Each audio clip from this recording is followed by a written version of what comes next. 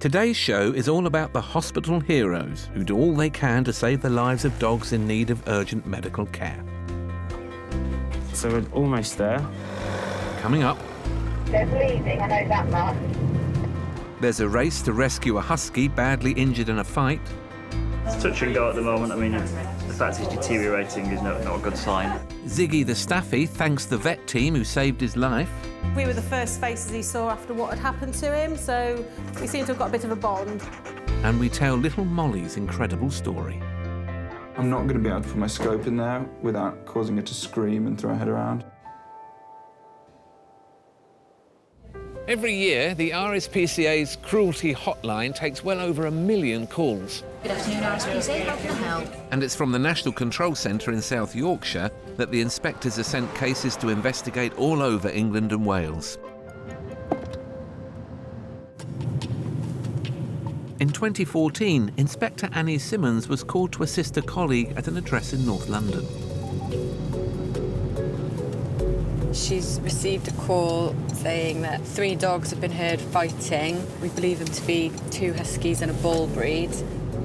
When a call comes into the RSPCA, they are prioritised in order of seriousness. This call is an emergency. I still apparently the people have 15 for 2 days. They're bleeding, I know that much. All right, we'll sort it. See you in a bit. When there's more than one dog, pack mentality kind of kicks in. They can cause some real injury to each other and sometimes kill each other. Attendant lane. And it's not just the dogs' lives that are in danger. Every time an inspector goes into a heated situation like this, the risks to them are huge. Things look serious. There's no owner in sight, and it's not just the RSPCA that have been called out. I'm going to get out and have a chat with the police. The police have to secure the area before Annie's allowed anywhere near the fighting dogs. Stay there, yeah. OK, is this about dogs? Yes. OK. The police think one of the dogs could well be a pit bull, a breed that's outlawed in this country. We're still trying to secure the pit bull. With no owner to intervene, the police could be forced to use extreme measures. Pit bull's got one of the huskies by the throat and has been throwing it around. It's bleeding quite heavily. OK. And we've got a firearms unit in there and dog handlers. Okay. Dog handlers are trying to secure the dog safely and humanely, the pit bull initially. But the other added danger we've got is that we're assuming the husky's brother or sister is there as well. So we've got another husky that's unharmed and uninjured. Right. So the dog handlers have got to secure both dogs. OK. And we've got to try and rescue the injured dog. OK, So no that's problems. where we're at the moment. It's a tense wait until the police have the situation under control. The police have managed to capture what they think is a pit bull. In the back garden, yeah? He hasn't come out unscathed. Do you want us to come in, yeah? But for the badly injured dog, Oslo, it could already be too late.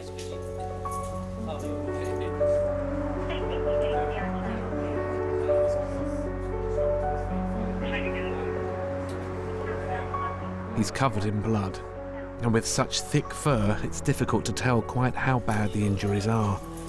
Do you want me to go and bring the van up here? Yeah. The location of the other one. You need a handle. I think we have to go closer with this. Oslo is too weak to make it to the cage on his own. There you go, mate. He's in shock. This might not sound serious, but sometimes shock can kill. While searching the house, Annie discovers another dog, a female husky. It's possible the 2 dogs could have been fighting over her. She's unharmed, but she looks very shaken up by the whole experience. We're going to go to the hospital with the injured one and also with the pit bull because he's got some puncture wounds to his face. Get some pictures and then maybe try and establish what's going on, really. You all right? Yep. So with Oslo, the injured dog, loaded up, it's a race against time to get him to hospital. It's awful. I mean, if you've ever witnessed a dog fight, it's horrible. It's the noise. And I think those, the dog handlers and the police who arrived first on scene felt quite helpless because they were watching it over the fence, and obviously they weren't going to endanger themselves by getting in the garden, so had to do their best whilst waiting for armed officers. They may have arrived at Harmsworth Animal Hospital in North London, but there's a problem. Oslo, the badly injured husky, has taken a turn for the worse. It doesn't look very good at all. Annie, I'm going to get a trolley. It looks really bad. She looks bad? Hello, Angel. The condition seems to have deteriorated since we left. Now kind of lying down. Doesn't look very happy. Poor Oslo is very badly injured. He may have been rescued, but were the team already too late? The dogs fought for over 15 minutes, and Oslo could well have sustained a fatal injury. So now it's up to the team at the hospital to do all they can to save him. His pupils just completely not reacting. Oslo is really struggling to stay with us. He's going into shock at the moment, so we need to support his circulation primarily. So vet David Mills has to act quickly. He needs a high rate of fluids very quickly. He's going into shock at the moment, so his body's circulatory system's starting to shut down. Oslo's in the best place he could be right now, but at the moment, things are still looking very grave for him. It's touch and go at the moment. I mean, the fact he's deteriorating is not a good sign. We'll know more once he's had some fluids for 20 minutes.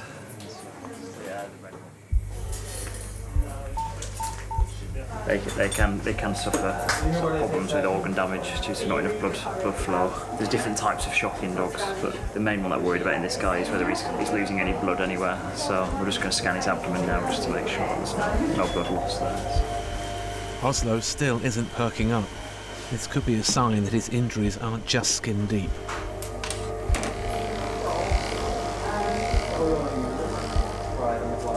Using ultrasound, David is able to see if there is any sign of internal bleeding.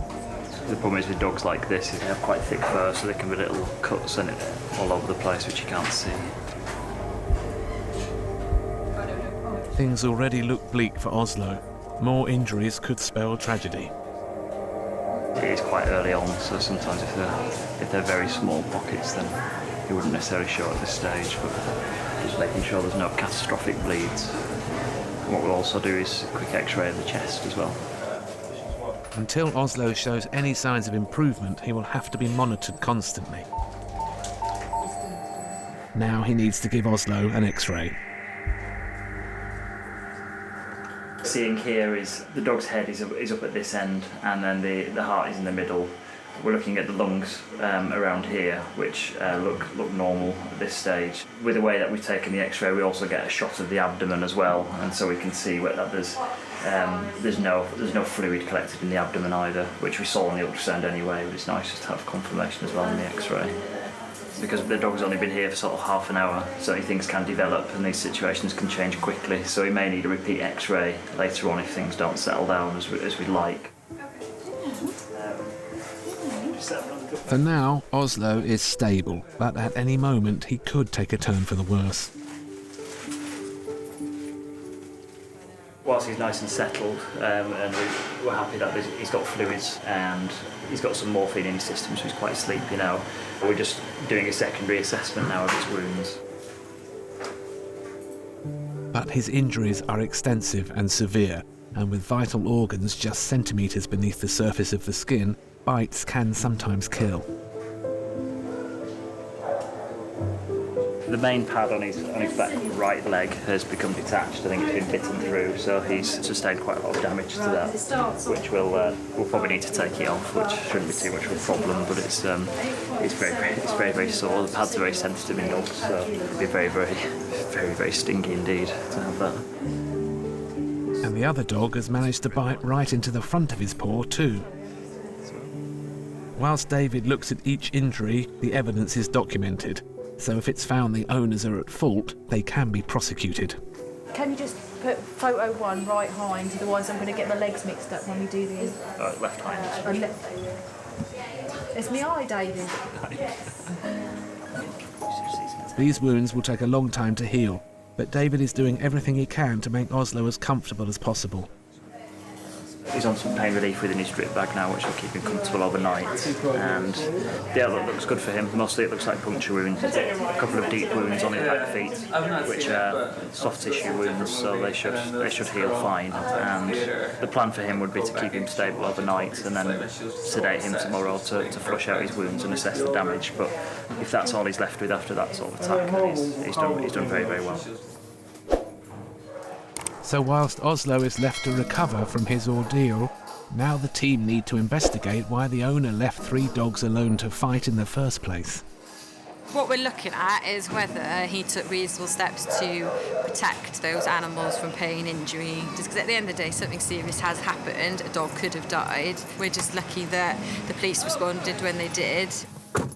Everyone worked really well together and acted quickly, so I think any longer it could have been a very different story, really.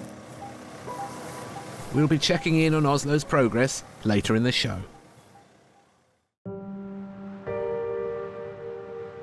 In 2016, Inspector Hershey Bowl was faced with a cruel and unusual case in the West Midlands that had a big impact on her. You do become quite passionate about certain cases that you deal with. There's always those that stand out. For me, this case and this dog are really important. A vet's practice rang at our control centre saying that an owner had come in with his dog. The dog had been tied to a chain by a carabiner. This carabiner had been inserted into this dog's neck, like a safety pin, so to speak. Rex appeared to have been deliberately tethered with a carabiner.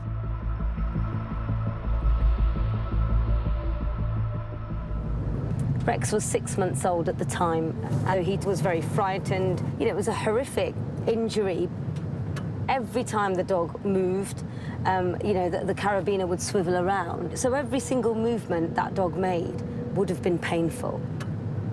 Because the carabiner is a metal object and it would have been dirty, the wound had become infected, pus was coming out, and you could sort of smell that. It's absolutely barbaric, in my opinion. Getting the carabiner out from under Rex's skin was an exceptionally difficult job for the veterinary surgeons. It was so embedded into the neck, they had to do an emergency operation to cut this carabiner off with a hacksaw. So it was a horrific injury, really. I was really shocked. Rex's owner was banned from keeping animals for 10 years and given an 18-month community order.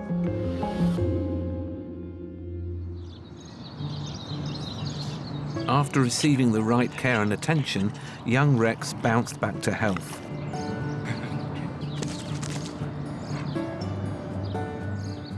And the Best in Show team have caught up with him in his new forever home with owner Scott Dudley.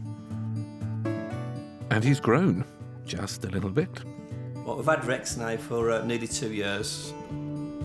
It's going very well. So Rex has been settled in really good. Well, he certainly looks very at home.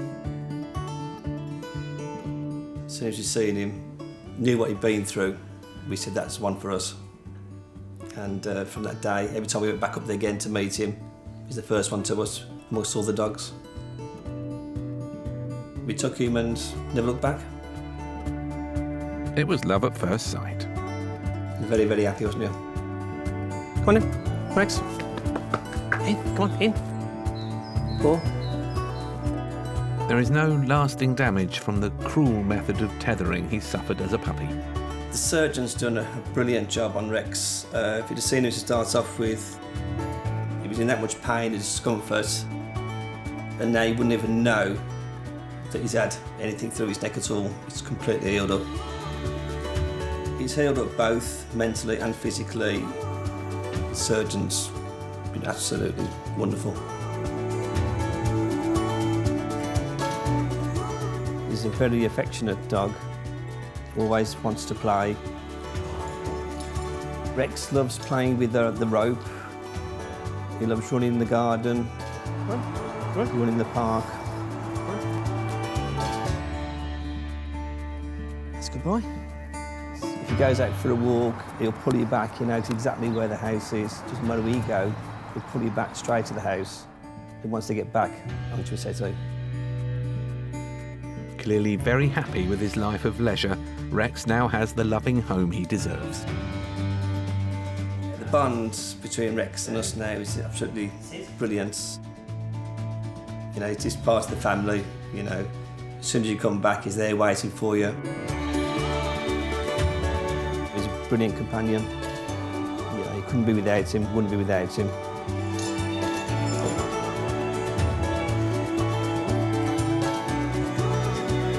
And just a lovely soulmate.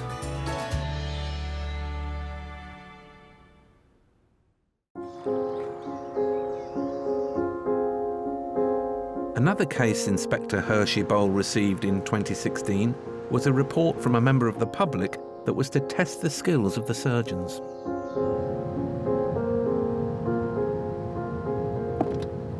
Just had a call regarding 5 dogs at a property. One of them is said to be very overweight, and the other one, it says it has no fur at all. So clearly dealing with someone with sort of, you know, possibly 5 dogs and having a few issues with some.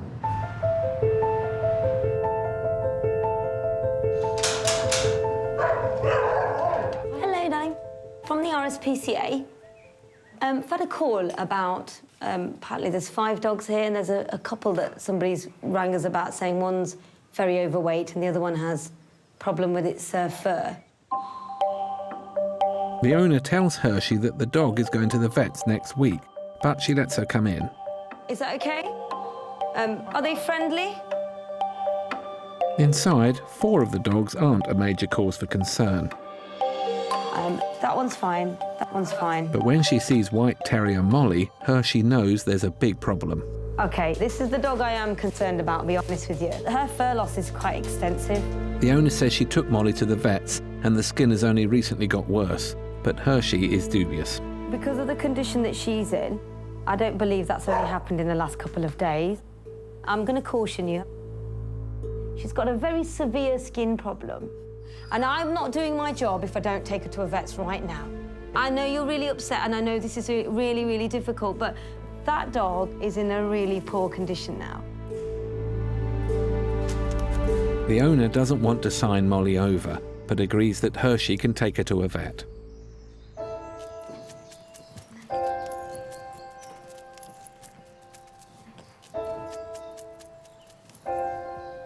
Molly has got what I would class as quite a severe skin problem. She's scratching all the time. This dog, I do believe, is suffering. And if I think it's suffering, I don't have an option, really. She needs urgent medical attention. Come on, then. Hi, Jack. Hey, how you doing? Hi, I'm You good. alright? Yep. Good. So this is Molly. Okay. Scratching all the time at the property. She was severe enough that I was concerned that she really needed to see a vet today. Obviously, she's itchy. You can see that her skin is on fire when I touch it. The areas that seem to be predominantly affected are down her legs, around her bottom, and you can see on the front here where she's starting to scab over a little bit, where her skin started to become infected. Yeah. Her back end is very sore. But Yeah. All that fur loss, that's just from scratching it. Yeah. The state of Molly's ears is so bad, it's hard for Jack to examine them. The problem with her ears is that her ear canals are so closed that you can't see anything. I'm not going to be able to put my scope in there without causing her to scream and throw her head around because, and realistically, I'm not sure how far I'm going to get. But it would be painful for her. Yeah, oh yeah, she would scream. If I put anything further down here, then she would scream, but... Oh, darling, yeah, that's not nice. So a full ear exam will have to wait a few days. Seems dear little Molly is definitely in pain. Would you expect a reasonable owner to have taken that dog to the vets by now? Yes. But I think given everything, the situation with her skin and her ears, then it probably was the right thing to take her away. You don't get this degree of hair loss overnight, even if she was scratching non-stop for 24 hours. Jack will need to run some skin scrape tests to find out what's causing her to scratch, but he has some idea what it might be. Especially in white dogs, unfortunately, they tend to have a lot of problems with allergies. Yeah. I suspect this is an allergic dog, given her ears are quite badly affected and her feet are quite badly affected. I mean, we can make her feel better quite quickly with medications now. Great. But long term, it's not going to be so easy. Tonight, I'd like to keep Molly in the hospital. I want to do the skin scrapes we talked about. Yeah. I want to make sure there are no mites or fleas on her. And with her skin the way it is now, her hair will grow back, but whether it will be as thick and as full as it has before is difficult to say, and only time will tell from that point of view. So Hershey leaves Molly in the capable hands of vet Jack and assistant Louise. Okay, thank you. Makes me feel a bit happier that she's going to be comfortable tonight, you know, and not itching so much.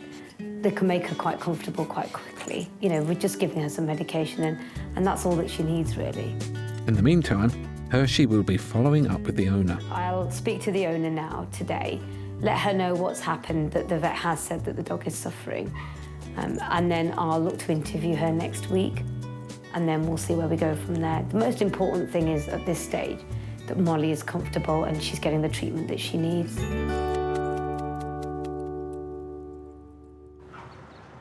The medical team spent the next few weeks working on Molly, and 2 months later, Hershey popped back to see her. Molly! Is that really Molly? She looks fantastic. Come here, Molly. Come here, Molly. Tests show that, as is common in white dogs, Molly is prone to allergies and needs regular medication. And Hershey is thrilled at the transformation. The change in her is absolutely remarkable. There were patches of fur loss all over her, and her ears were really, really sore. Everything has settled down so much. She looks like a completely different dog. I'm absolutely overjoyed. Molly, sit. Good girl, Paw.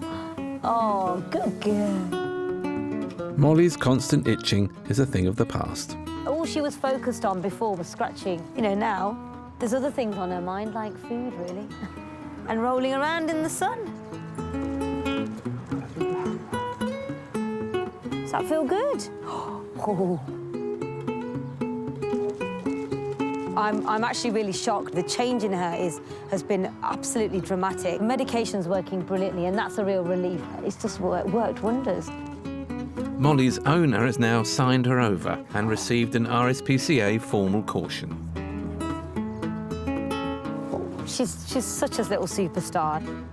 Happy little dog. Unfortunately, during Molly's treatment, it was discovered her health problems were much more than just skin deep. When we last saw Oslo the husky, he was in very bad shape after he'd been fighting with another dog. His pupils just completely not reacting. He's going into shock at the moment, so we need to support his circulation.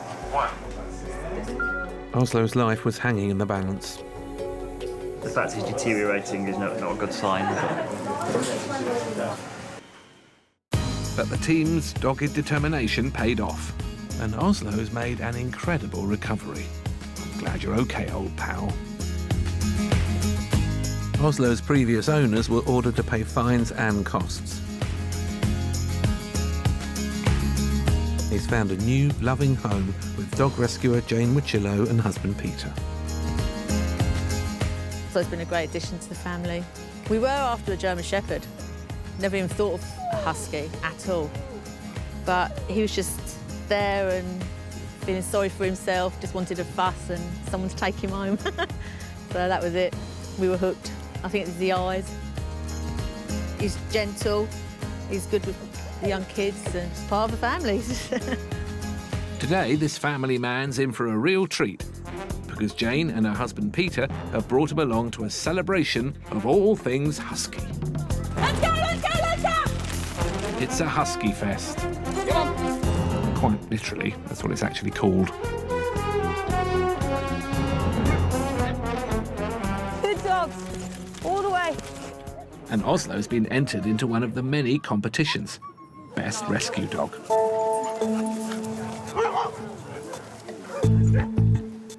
And whilst the judge meets the other competitors... Who's this? Do you want to just have a little run? Jane has a chance to reflect. It'd be nice if he won, what he's gone through. I can't believe his story, because of how he is now. He was on death's door, you know. They didn't know if he was going to make it. I think the judge was impressed with him, of course. But there are some nice huskies here. We'll wait and see. Now, the moment we've all been waiting for. Drum roll, please. And in first place, Oh, could it be?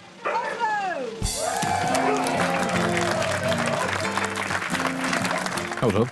That's Peter. Cheers, thanks. Nice. Came first, didn't you, mate? Yeah. Came first in your best rescue. My baby. And thanks to the vets that saved his life, Oslo really has won against all the odds.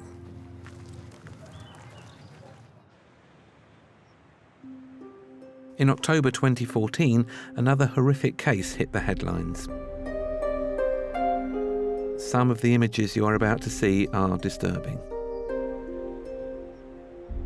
A Staffordshire Bull Terrier called Ziggy was found wandering alone in remote woodland near Peterborough. He was disorientated, hungry and scared. And the two people that found him could hardly believe he was still alive.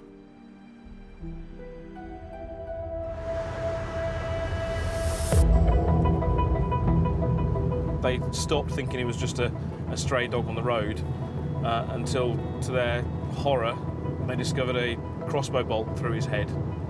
It's certainly appearing as though it was an attempt to dispose of this dog that has gone wrong. You've got to ask about the mentality of a person who can take a dog into a wood and shoot it. The 50-centimetre bolt, fired at close range, had gone through one side of his head and out the other. They took him straight to their vets, who rang me immediately, and I arrived fairly soon after. The shock at seeing such a lovely, friendly dog with this most brutal of weapons through his head, I don't think I'm ever going to get over that.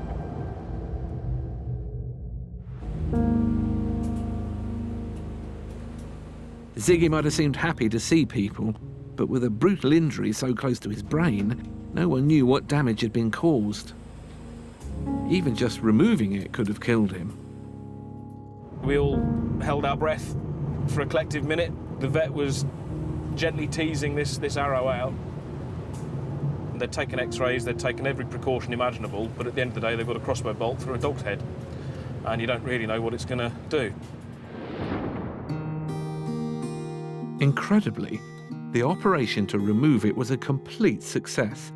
Against all the odds, Ziggy's life had been saved. And I think we all just sat there grinning for another minute or so, thinking this has actually worked and this dog is going to be fine. It's thought that Ziggy had moved his head just before the crossbow had been fired, and the bolt had missed his brain by a hair's width. If ever a dog had a guardian angel, Ziggy had one that day. The culprit was never found. Amazingly, just a week after his operation, Ziggy seems fully recovered. And today he's getting his final checkup at the vets in Peterborough where they saved his life. Where are you going? And he certainly seems grateful. He loves Helen. You missed us. We were the first faces he saw after what had happened to him, so we seem to have got a bit of a bond. He's a handful, but he's lovely. Here we go again. Hi, Ziggy. Hello. All I can say is, I promise he was shot with an arrow last week. I was going to say, is this the same dog? This isn't the same dog, is it? No, it's not the same dog. Hello. Are you all right just holding on to the collar for me? We'll have a look at the wounds. Let's see what we've got. Crikey, that's healed so quickly. That's absolutely phenomenal. There's literally just a tiny little bit of scabbing on the skin. There's no pain, there's no discomfort there whatsoever. Let's have a look at the side of your face as well.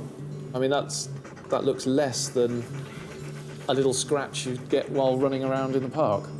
This is the entry wound where the crossbow bolt went in, and it sort of shot down at that sort of angle going inwards like there, and exited at the wound here. I don't think it'll even leave a scar when it's done. Hey, well done, mate. I think we can quite safely say that's Ziggy back to full health. Superb. I've been a vet for, going on for 11 years now, and that's including being a vet in the military, seeing some fairly nasty injuries in Iraq and Afghanistan, and I've never seen anything that comes anywhere close to it. He's phenomenal, absolutely phenomenal. What a miracle. And it's no surprise that this amazing fella found a new home in no time.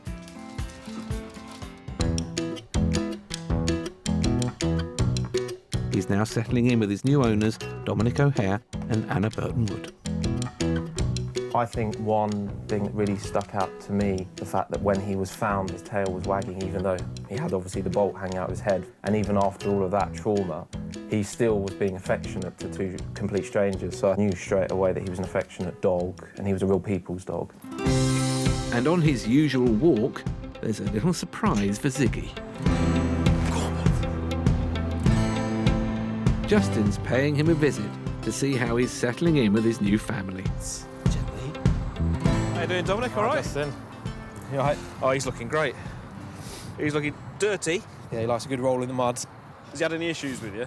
He can be a little bit iffy with other dogs, but again, I think it's just training over time. That should come out. So, no, but apart from that, he's been as good as gold. He's been really, really good. Oh, he's landed on his feet. Yeah.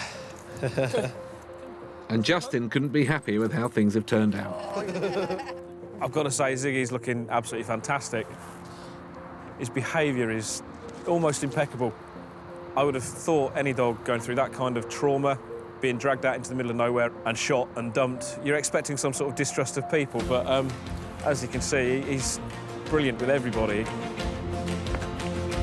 This dog is happy and healthy and absolutely thriving on life. It's been a rollercoaster few months for Ziggy. He's dodged death, survived life-threatening surgery, and found a new loving home. What an incredible dog. Here's to you, Ziggy.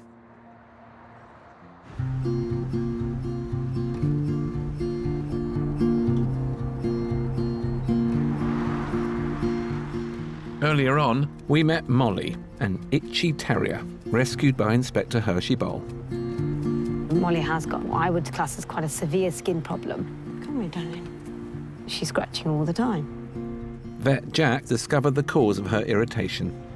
White dogs, unfortunately, they tend to have a lot of problems with allergies. Yeah. I suspect this is an allergic dog. With regular medication for her allergies, Molly! The agitated 5-year-old was absolutely transformed. She looks like a completely different dog. Unfortunately, 8 months on, and Molly was still at the Coventry Animal Centre, where Ross McAlpine was one of the team looking after her. Molly, come on. She's been brilliant for it all. She's so happy-go-lucky and loves life and sort of loves being around people, and she's just such a character here and loved by all, from staff to volunteers. Her allergies may be under control, but Molly's health problems aren't over yet. A serious issue was discovered when she went to the vet to be spayed. They put her under the anaesthetic, and it was there the vets thought that there's an issue with the heart and referred us to some specialists. She had a major heart block, and she would need a pacemaker. A pacemaker isn't cheap, so £2,500 had to be raised for Molly to have the op, and the donations flooded in. And guess what? She's having her heart fixed on Valentine's Day. That's you, teddy bear. You're a good girl. Don't worry, Molly, you're in the safe hands of Surgeon Chris Linney. So we're just popping the ECG on for her here, just so I can assess her rhythm during the scan itself. A scan shows her heart isn't quite doing what it should. At the moment, Molly's heart rate's around about 45 beats per minute, and this is her ECG just running here at the bottom. So this is quite slow. We expect her rhythm to be around about 120 to 140. And this is sort of the problem that she has, this very slow heart rate. Without the surgery, there's a chance that, you know, she may not make it through this year. So we need to sort of get that pacemaker in as soon as we can, really, for her. Molly's condition is rare. Chris treats less than 1 in 200 doggy patients with a slow heart rate. A pacemaker will produce the electrical impulses that prompt her heart to beat at a normal rate. What we'll be doing for Molly is actually placing a pacemaker lead. So the lead will travel through the heart and sit down here at the tip of the heart, down here. The bottom of the lead has little fish hooks, so it effectively acts like an anchor and anchors the whole system into place. The lead is connected to a special battery that will be implanted under Molly's skin. It's a battery that has about a 10-year battery life on it. And what the lead does is it actually connects the battery to the heart, so it's sort of the intermediary between the two. And it's the pacemaker lead that serves the function of making the heart beat. Comfy? Yeah, that's great. It's the same procedure as for us humans, and it's a delicate one for a little dog. But it's Molly's only chance for survival.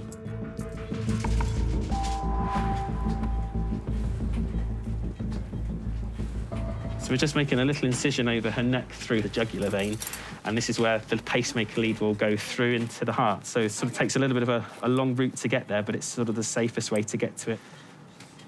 If there's any trauma to the jugular vein, you can have quite a lot of bleeding, so we have to be quite careful about what we do here.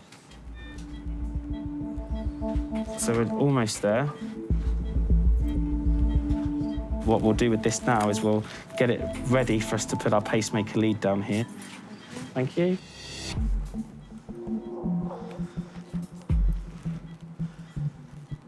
But as the lead is threaded down the vein, there's a problem. Just try and go very far than that. So we're just trying to get into the heart, and this lead really just doesn't want to go where we want it to go. It's coming out the other side of the jugular.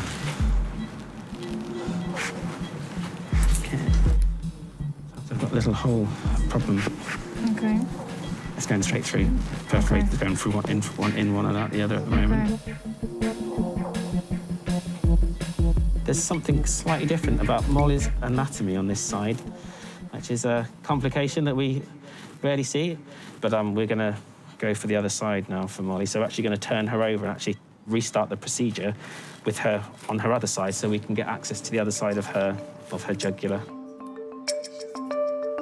So Molly's op is going to take a bit longer than planned.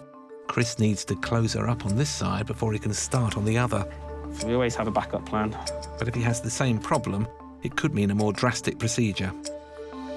The next way to do it is to sort of physically open up the chest and attach a lead straight to the heart. So it's a bit more invasive, and it's very rare that we do that, but it's an option if we do find that we're struggling to get this pacemaker in for Molly. Yeah. At a crucial moment in Molly's pacemaker operation, her jugular vein is causing a problem for surgeon Chris Linney. What's happening on the left is that the pacemaker lead was going in quite a nice distance, but then getting stuck, so almost like into a blind-ended alley. And we really need that communication straight into the heart, otherwise the lead's just not going to get where we need it to. He's having to use the vein on the right side of Molly's neck instead. There's a potential for the same complication if she's got some weird, unusual plumbing to her heart, but hopefully this side will be straightforward for her. Okay. Well, here goes. Fingers crossed. Just make a little stab incision.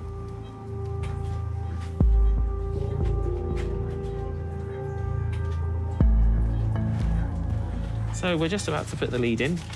This side should be a little bit more straightforward for poor old Molly now.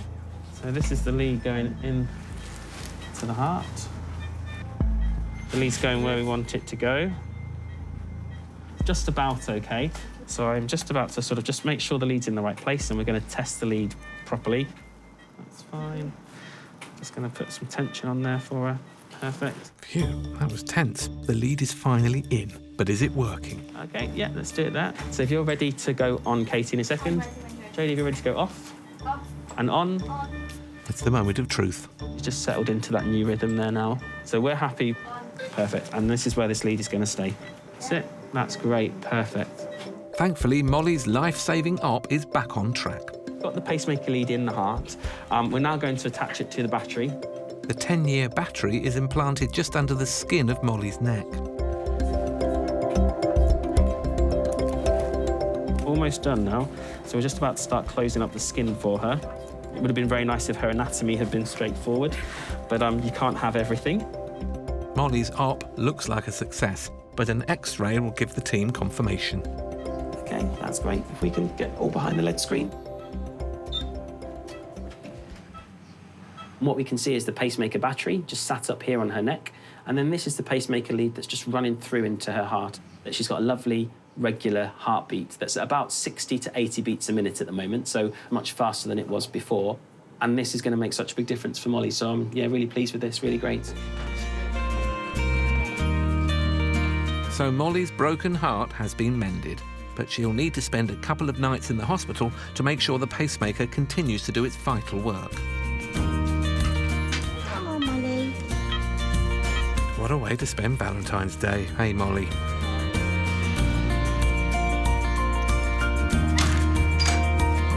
Two days after surgery, and look who's up and about. And looking very sprightly too, but how's her heart managing? Hi, how are you? Should we check your pacemaker and see how it's working? Molly seems completely unfazed by her life-saving procedure. And we can see already that she's become very reliant on the pacemaker. It's the only thing that's making her heart beat now. Without the pacemaker, she would have died of having too slow a heart rate for her to continue living a day-to-day life. So her heart rate before the surgery was 45 beats in a minute. Typically for a dog like Molly, heart rates when they're exercising should be around about 120 to 140 plus. Now with the pacemaker, she can have heart rates of up to 160, which will give her a complete range of ability to exercise as normal. And we'd expect her to live a long and happy life. What a heartwarming result for Molly.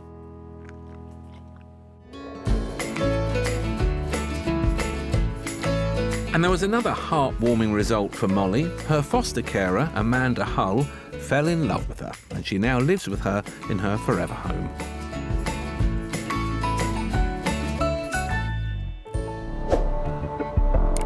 In Staffordshire in 2013, Inspector Jane Bashford responded to a tip-off about a young Labrador called Harlow, who was reportedly left home alone. The description of the dog, it doesn't sound great actually. It sounds like it's very thin and it's been locked in a kitchen in its own waste, etc. So we need to make an assessment. The RSPCA have already been to this address. 2 days ago, they taped the front and back doors. This is a tactic the RSPCA used to see if anyone's been to visit the dog. The front door seals are still intact. This door seals are still intact, so nobody has been in and out.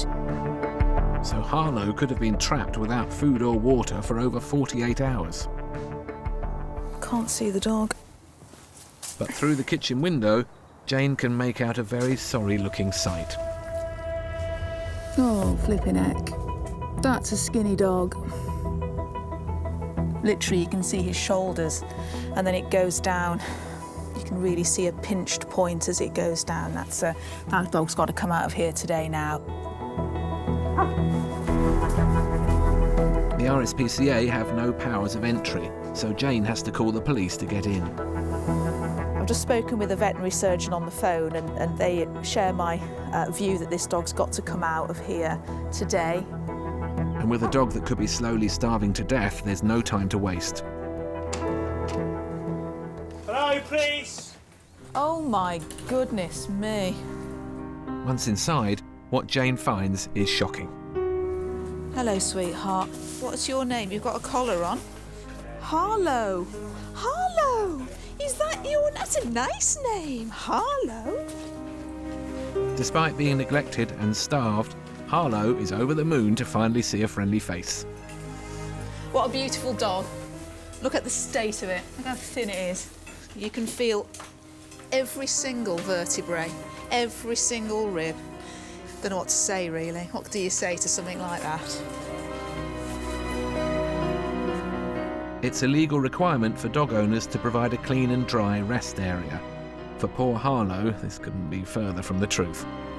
This is weeks and weeks of filth and hazards and empty tins, and there's no water.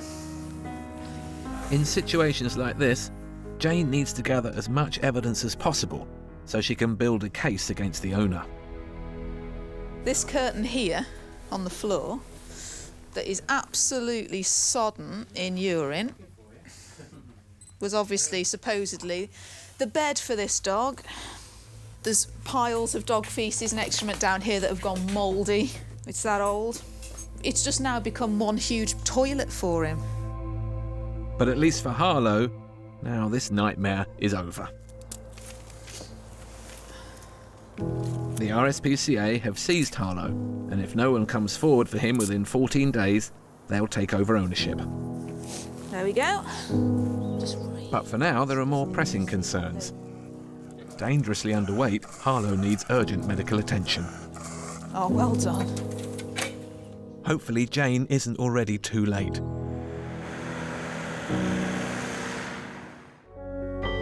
Harlow has been taken to Manor House Vets, where vet Laura Hamilton is ready and waiting to give him a much-needed meal. Oh, my goodness. Gently, gently. Oh, my God. Because he's been starved. Yeah. It's really upsetting. And in just over 10 seconds, he's polished the whole lot off. Poor guy. Good God. Starving Harlow is desperate for a drink too. No dog's ever really that thirsty. He's obviously really dehydrated as well. Goodness me. Oh, little man. With his first decent meal and drink of clean water in what could be days, Harlow can now be weighed, and the results are shocking. 12.4 kilos. What would an adult lab or a dog of that size? Probably about 25 kilos. So he's under half his weight? Yep. Oh, little man. Harlow's been getting nowhere near the amount of food he needs. There's just nothing of him. There's nothing in his tummy, is there? Yeah, no. Always in a very, very poor body conditions, very emaciated. He's obviously been in this state for quite a while. That's not happened in 2 days at all. How long do you think it would have taken an animal to get to that state of emaciation? I would say at least a month. A month? Yeah. You see his hip bones, every bone sticking out. Yeah. So he's used up all of his fat reserves. Yeah. He's starting to burn his muscle reserves off. Yeah. It looks like he's been rescued just in the nick of time. He's in such a bad condition, I'd probably say, given a week or two, he would have presented collapsed. And he's literally a bag of bones, there's no muscle left to give. And then the next stage would be collapse? Collapse, yeah, and then death. Harlow's in a safe place now, and happy to show his appreciation to Jane. Oh my God! This is the best day ever, isn't it? Honestly, if I hadn't already got two, he'd be coming home tonight. After a night at the vets, Harlow will stay in rehoming kennels until his case is resolved. And Jane is confident he won't be there too long. He's too nice a dog to be sitting in a kennel for a long period of time. And once he is up for rehoming, he will definitely fly out of the kennels. People will be queuing up to rehome him. We'll catch up with Harlow later.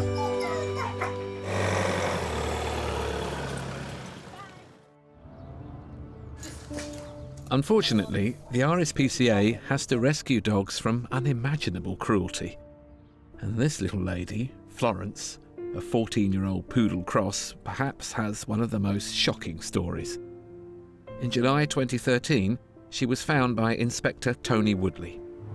She was a cruelty case dog. One of the worst cases I've ever seen. Her fur was so badly matted and tangled she could barely walk. If you just think about having your hands slowly being constricted at your wrists until your hands fall off. The true extent of this poor little dog's injuries were only discovered in the operating theatre.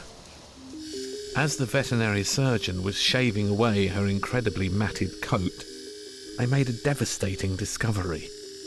As they removed clumps of fur, with it came her 2 front paws.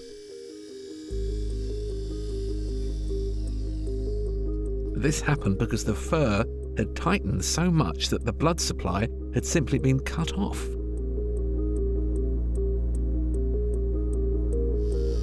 They also discovered that months of neglect at the hands of her owners had led to her not only losing limbs, but her mouth was in such terrible condition and her teeth were causing her so much pain, they all had to go. At 14 years old, no one knew what type of recovery Florence would make. But miracles do happen.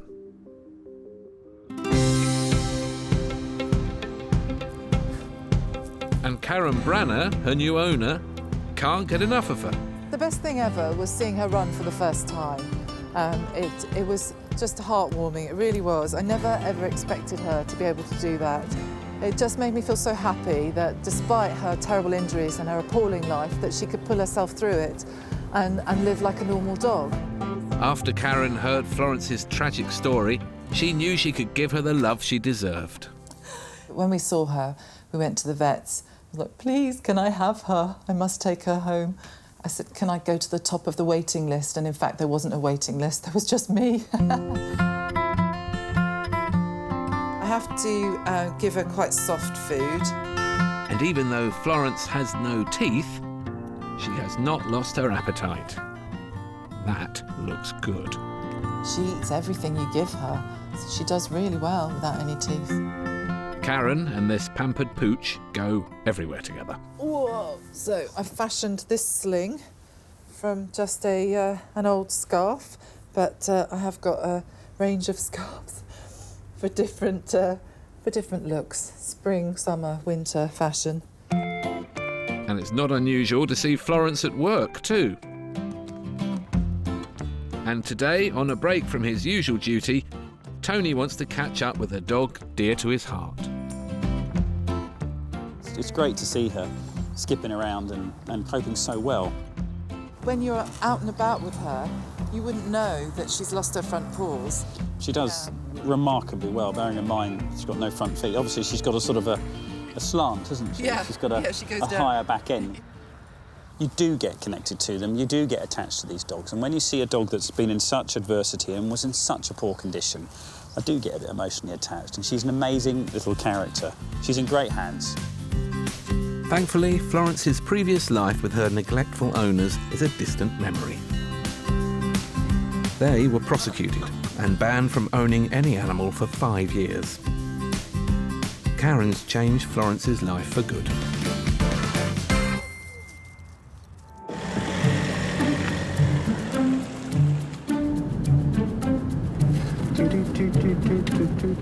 On Merseyside, one late afternoon in 2016, Inspector Anthony Joynes had one more job to attend to.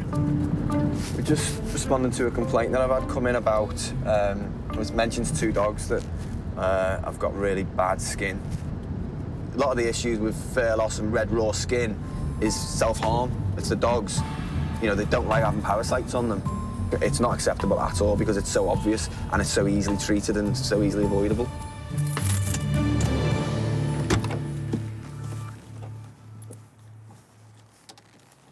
Anthony's had 3 separate reports about skin issues with the dogs at this address, so he knows it must be serious.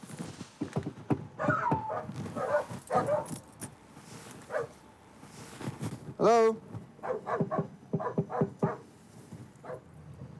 I've had a complaint about the dogs. I just need to come and see them. Hello? I basically had a job come through saying concerns about the 2 dogs.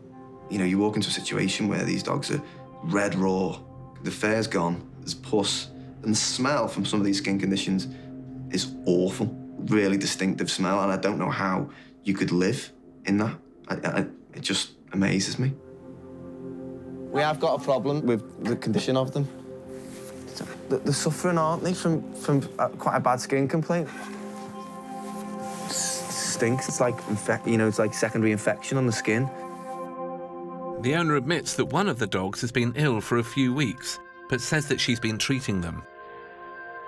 The problem is you go into a house and you ask a few initial questions, you get told one thing, but ultimately the animals that are there in front of you don't lie, and it's at that point that you step in and do what you need to do.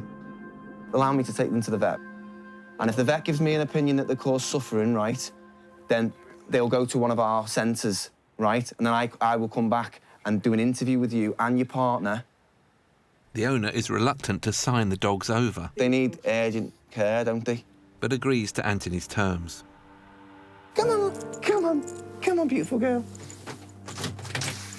Come on. When was the last time you walked?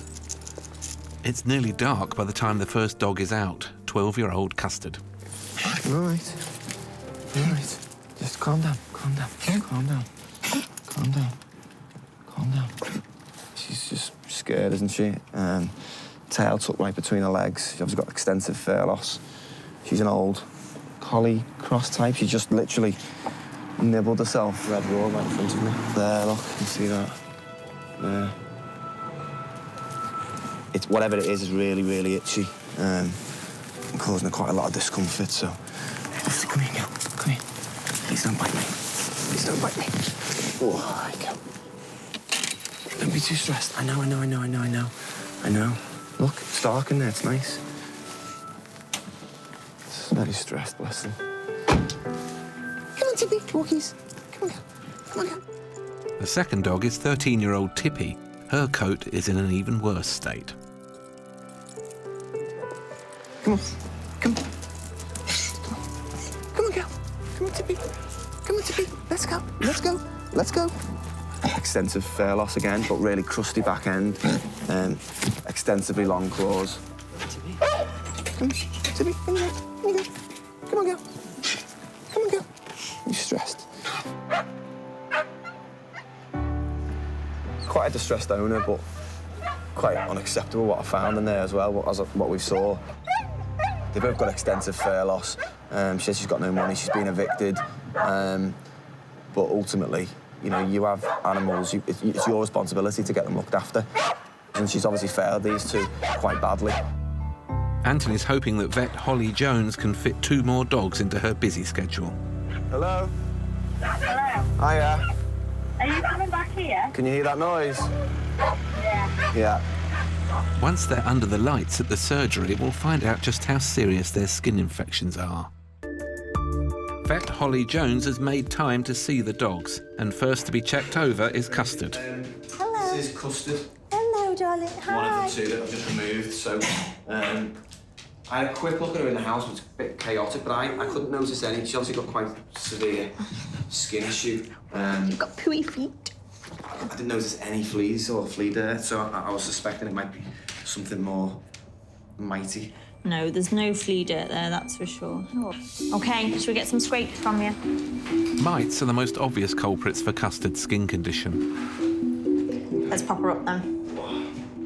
Whee! Good girl. We're just taking some samples of the skin, all layers of the skin, all the way down through the epidermis so that we can try and find those mites. Hey, Custard. Good girl. A lot of these mites like to burrow in the hair follicles, so we have to scrape nice and deep. It tends to feel quite nice for them. I've got you.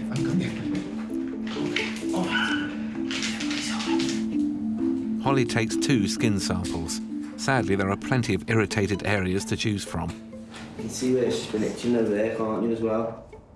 Like scratching. Yeah. And there's like there's like scabs there as well. It looks as if Custard could have sarcoptic mange, which is highly contagious. And you can see where it's starting to go, can't you, down the legs here? Yeah, it's spreading all the way down. Thinning out. Okay, shall I swap over? Yeah.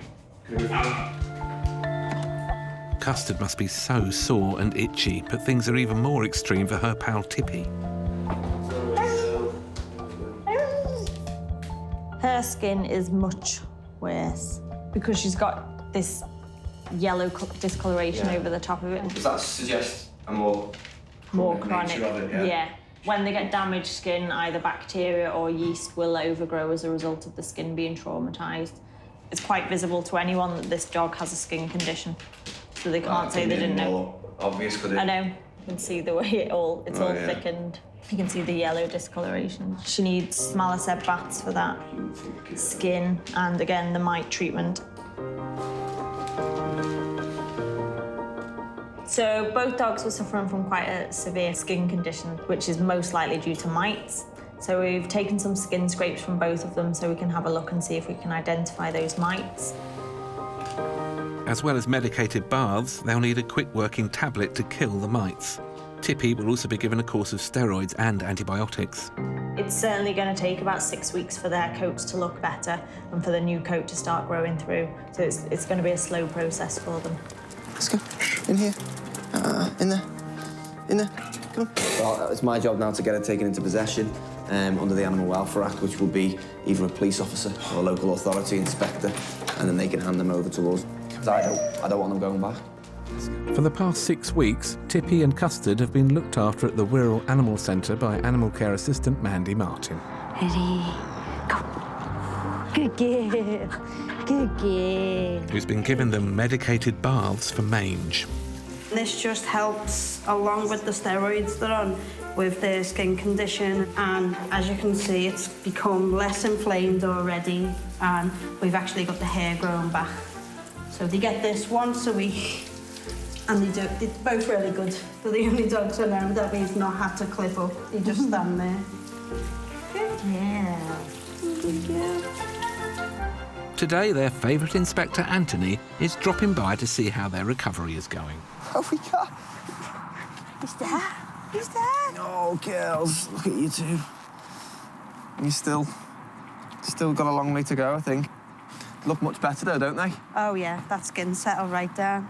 Sometimes the fur doesn't fully grow back, does it? But I envisage within a couple of months, I think we'll have nice glossy coats. Oh. That's one noticeable thing right now, is the smell's gone. Yeah, That secondary infection, sort of yeasty smell that comes with mange. Even going into the room was It took me unbearable. days to get the smell out of my van. They're both doing really good. The meds are right down. Baths and steroids. Very nice, thank you. That's where we're up to with them now. That's brilliant. You know, even just the behavioural differences is miraculous, really. Yeah. And I think they're going to go on now, strength to strength, aren't you? Oh, that's lovely. Oh, that's lovely. Aren't you, girl? Hey. Hey, Tips. Hey, Tips. Both dogs are looking so much better. But there's been a sinister discovery for poor Custard. She's got a growth and needs emergency surgery from vet Becky McAlpine. Well done. So they've noticed a lump in her mammary area, so in her breast tissue. So today we're going to remove all of her breast tissue on one side. It's a major procedure for Custard. So here's the lump, and it's only small, but they can be quite aggressive, these tumours, so it's better to take them out when they're this size. And you see that there's some discharge coming out of the nipple, so it's affecting the ducts as well. So that's why we just take this all out. With Custard prepped for her big op, it's time for Becky to perform the mastectomy. So I'm going to make an incision around all these nipples and around this lump here, and then remove all the skin and the nipples and then the tissue that's underneath them as well, just in case there's any little bits of tumour that have got there. I'll just start at one end and make my way along. It's a large area that needs cutting, so if you're squeamish like me, you might want to look away now. So I'm going to start at this end where the lump is. Just see the lump there poking through, so I'm just going to go underneath that, avoiding the blood vessels, and start moving my way along and get that out.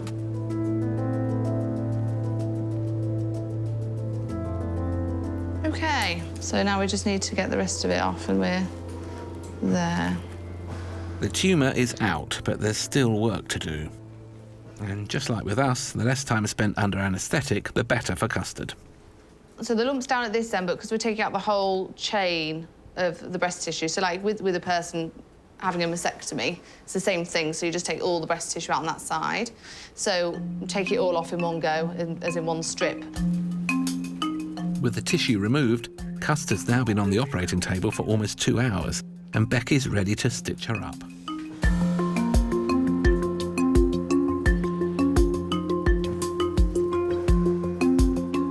OK, Jan. OK, good. Let's turn her off. Turn her off. Thank you very much. The results from the breast tissue should be back from the lab in a couple of weeks. Meanwhile, Custard's going to have one impressive scar. You got your head? I'm taking the rest of the things. OK. There is always a chance that there's a few tumour cells that are still lurking there. Hopefully we've got them all, but you can't guarantee it. Fingers crossed, Custard is given the all clear.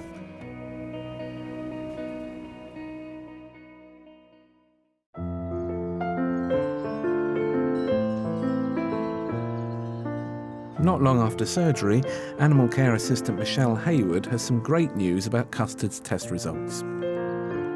We got the results back, and thankfully the results come back as benign, which means she is cancer-free, and she's going to go on and to live a long, happy life. She's absolutely recovered remarkably after such major surgery. We expected her to be quite quiet and quite upset. She never has been. She's always just wanted to get out and play. It just goes to show how miraculous dogs like Custard can be. We're going to be absolutely thrilled when she finds a family of her own, because she absolutely deserves to, but we are all going to miss her.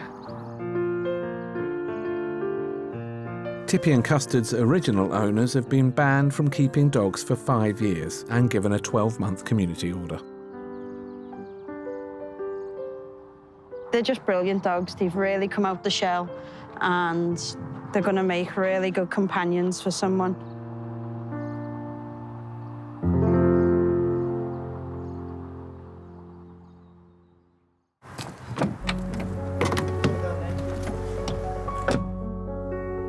Earlier on, Inspector Jane Bashford rescued Labrador Harlow from appalling conditions in Staffordshire.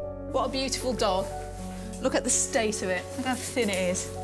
He was starving and dangerously underweight. But leaving poor Harlow like this didn't go unpunished. The owner was sentenced to 12 weeks in prison and banned from keeping animals for 10 years. The good news is, that's all a distant memory now. And for the last 18 months, Harlow's been living in his new loving home with dog rescuer Amy Walklade. Harlow's been an amazing addition to the family. We couldn't actually imagine life without him now. He adores us, he adores my little girl, he follows her absolutely everywhere, so he's settling in great. Harlow gets every little bit of attention and love that he needs, probably too much if anything, and he adores every minute of it. He's a very loving dog. And it's not just giving out the love that this pooch is great at. He's got another talent too. He loves nothing more than launching himself into water after his favourite ball. In our local area, Harlow's very well known for his talents. He's known as the dog that dives. But he's not just a local celebrity, he's a big name at the Dash and Splash water jumping competitions.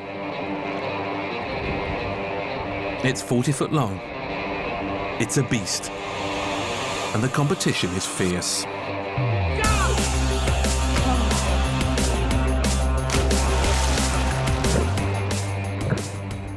But as we know, Harlow is no stranger to a challenge. He's already made a miraculous recovery. Are we ready? Go, go, go, go, go!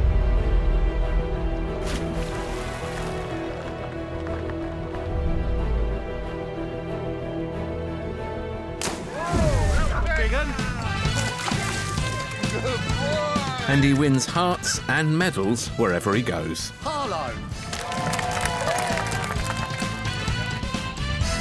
Very well done. What a champ.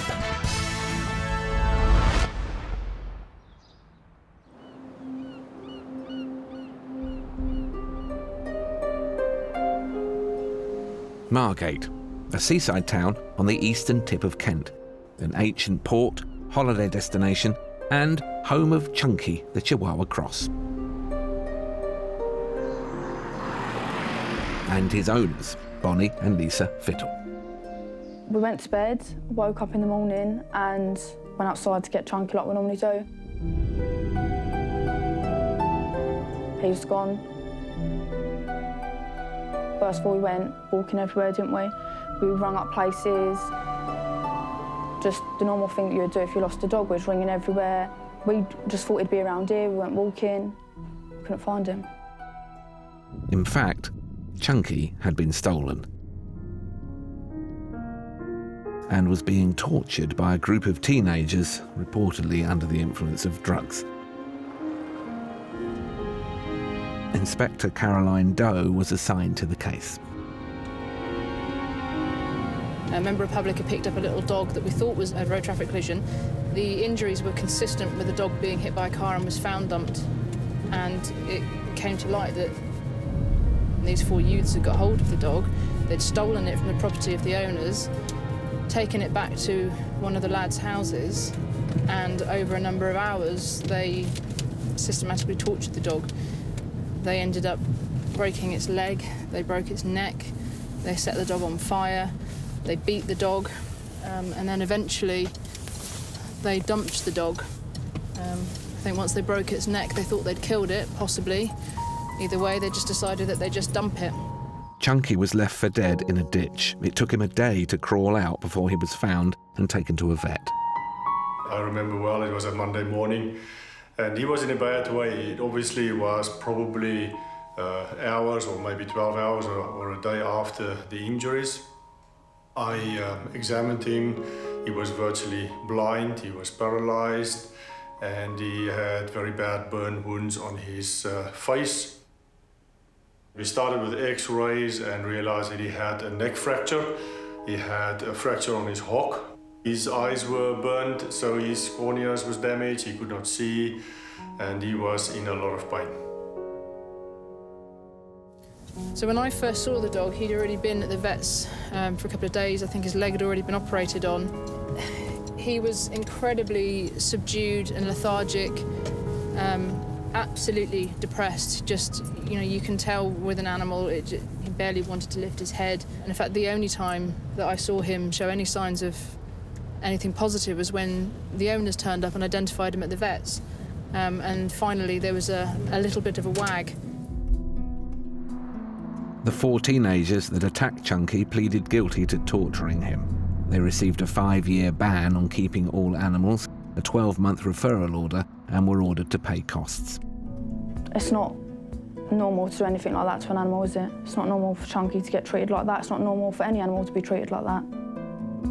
But after 2 weeks of intense nursing in the vets and a month as an outpatient, Chunky began to recover.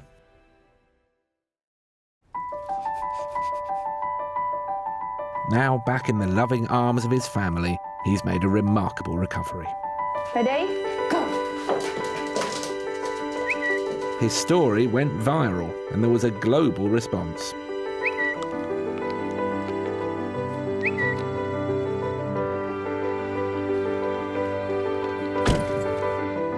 Caroline's arrived bearing gifts from well-wishers around the world.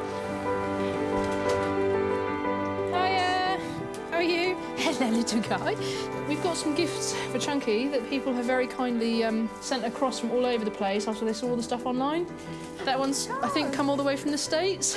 Where is this one? Indianapolis.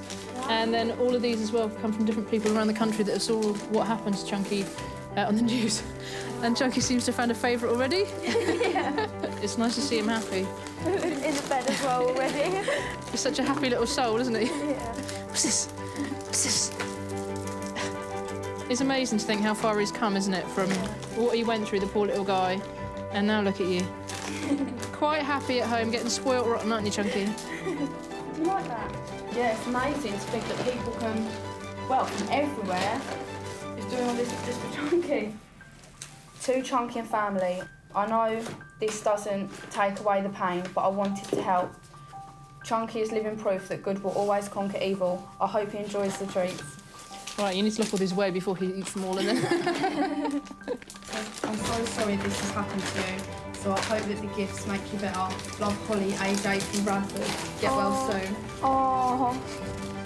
Ready, go. Chunky never would have made it this far without the dedication of the nursing team that helped him back to life.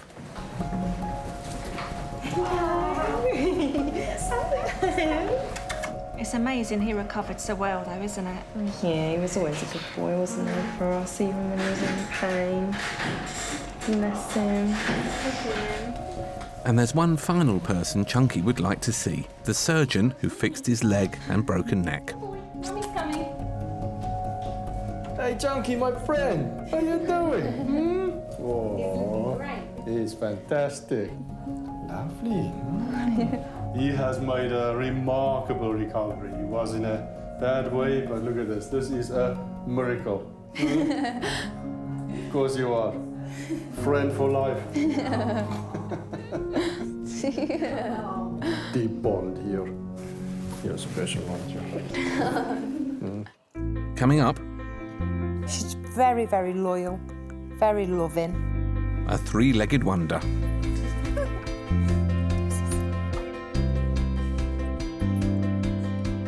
And we catch up with dear old Tippy and Custard.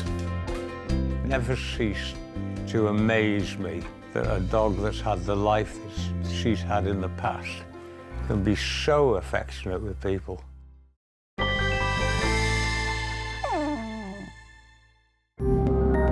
In February 2014, Inspector Susie Payne rescued a very poorly dog called Bella. When she found her, she'd been left outside in the freezing cold with no shelter and a badly injured leg. It looks possibly broken. It's just hanging, she's not weight-bearing at all. After having an X-ray, Susie's worst fears became a reality. It's a distal femoral fracture of that leg. The dog's been like that for about 4 days. It's in a lot of pain and no vet treatment has been sought, which isn't acceptable. It was already too late for Bella's broken leg. It had been left untreated for so long that the team at Newbrook Animal Centre just couldn't save it, and they were forced to amputate. She's still got quite a big wound there at the moment, but she's coping quite well. Good girl. Such a tragedy for Bella, and one that could have been avoided. But just as one traumatic chapter in her life ended, another filled with joy has begun. 3 months after her operation, brave Bella's found a new loving home with mother and daughter Debbie and Jade Patrick. She just came over and she put her head on you and she just looked at you and she just wanted you to cuddle her. She's very, very loyal, very loving, very affectionate, very boisterous, believe it or not.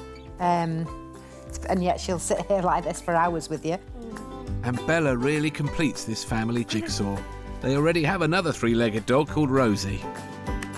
Rosie, Bella! Come. What's amazing about dogs is they seem to pick themselves up no matter what, and having only 3 legs certainly doesn't stop them getting around. Bella's made a fantastic recovery, but her new owners want to turbocharge her rehab. Come on, good girl. Today, Bella's off to a hydrotherapy centre in Warwickshire for a spot of doggy paddle. Well, it's a bit more scientific than that. Hello, Bella. Would you like to come through? It's the first time Bella has given hydrotherapy a go, and the hope is it will help develop the muscles in her back leg. Let's have a look at you then, beautiful. It's about a centimetre difference in the front legs. At the moment, the muscles are bigger in her front 2 legs because they're doing most of the hard work. The idea is that hydrotherapy will help build bigger, stronger muscles in her back leg so she'll be better at spreading the load. Bella's ready and raring to go. We're going to now fit her with a life jacket. Just going to give her a bit of support and buoyancy in the water. You're keen? Because this is Bella's first attempt, today is all about getting her used to the pool. Go. That's a good girl. What's this? Not all dogs like water, and with only 3 legs, Bella looks like she's out of her comfort zone. Sarah's just getting acclimatised to the water, because the worst thing you want to do is to frighten a dog. But brave Bella isn't going to let a little bit of water scare her, is she?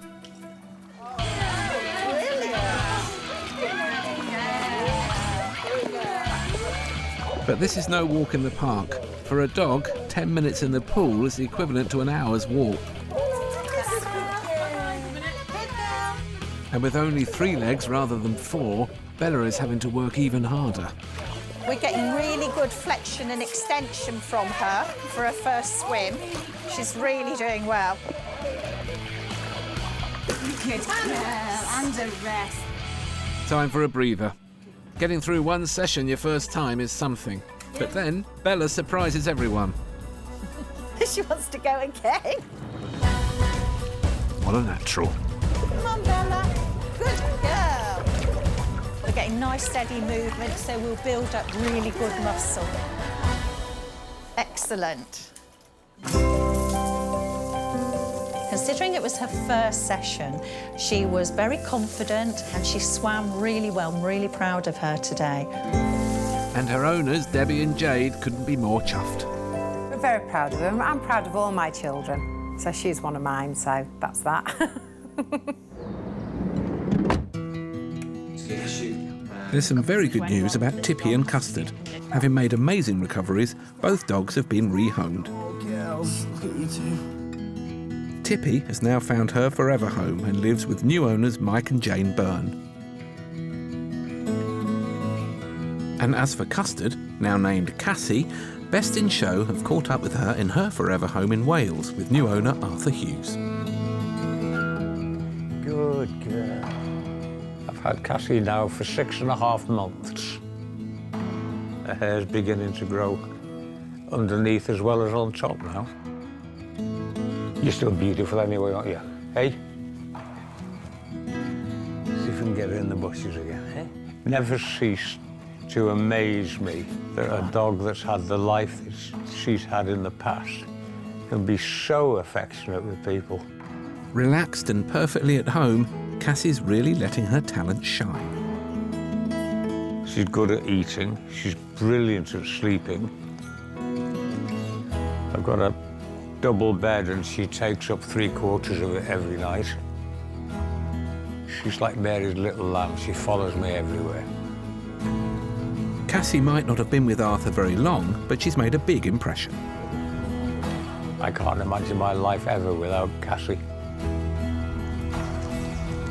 I live on my own. I lost my wife through cancer and we had 2 dogs at that particular time. Those dogs kept me alive. Good girl, Cass. Keep coming. And Cassie has fitted right into the dog walking social scene. I think most of the friends I've got, I've met through walking my dogs. This is heaven for her, absolutely heaven. It's one of my favourite places as well, I must admit. Now she's got a perfect life, and it's perfect for me too. I don't know what I'd do without her, and I think she quite likes being with me as well.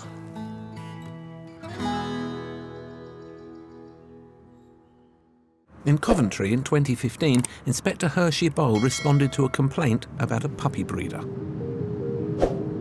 Somebody bought a puppy from this address about 2 weeks ago, and the puppy really smelt quite strongly, had really bad worms, and was in a really bad condition. It's definitely a premises where dogs are being kept for breeding purposes. If you haven't got the facilities to breed them properly, i.e. the space and the time to look after them, things can go downhill very rapidly.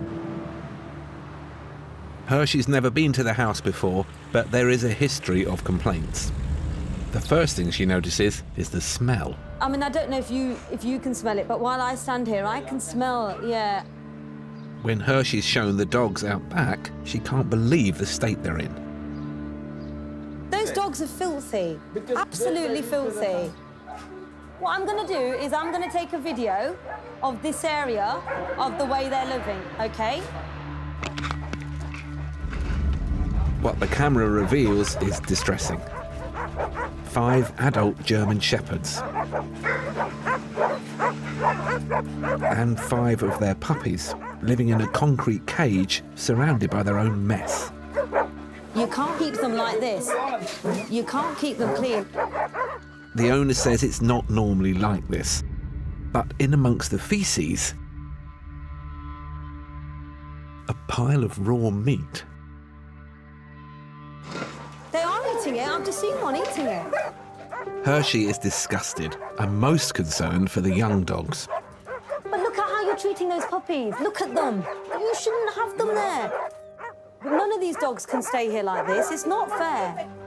The owners want to keep some of the dogs, but Hershey's run out of patience. No, you can't keep on top of it. It's not working, because you've said this before.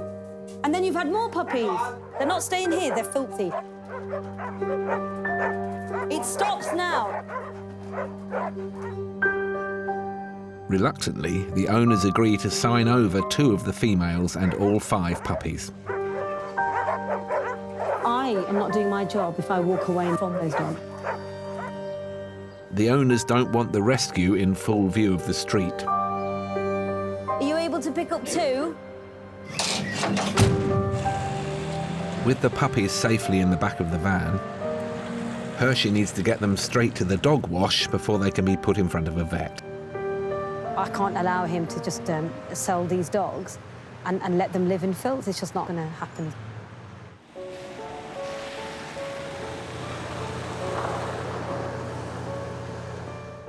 I've got 2 puppies in each side, and they, they are really, really sort of covered in feces. They're very wet and sort of stinky, really.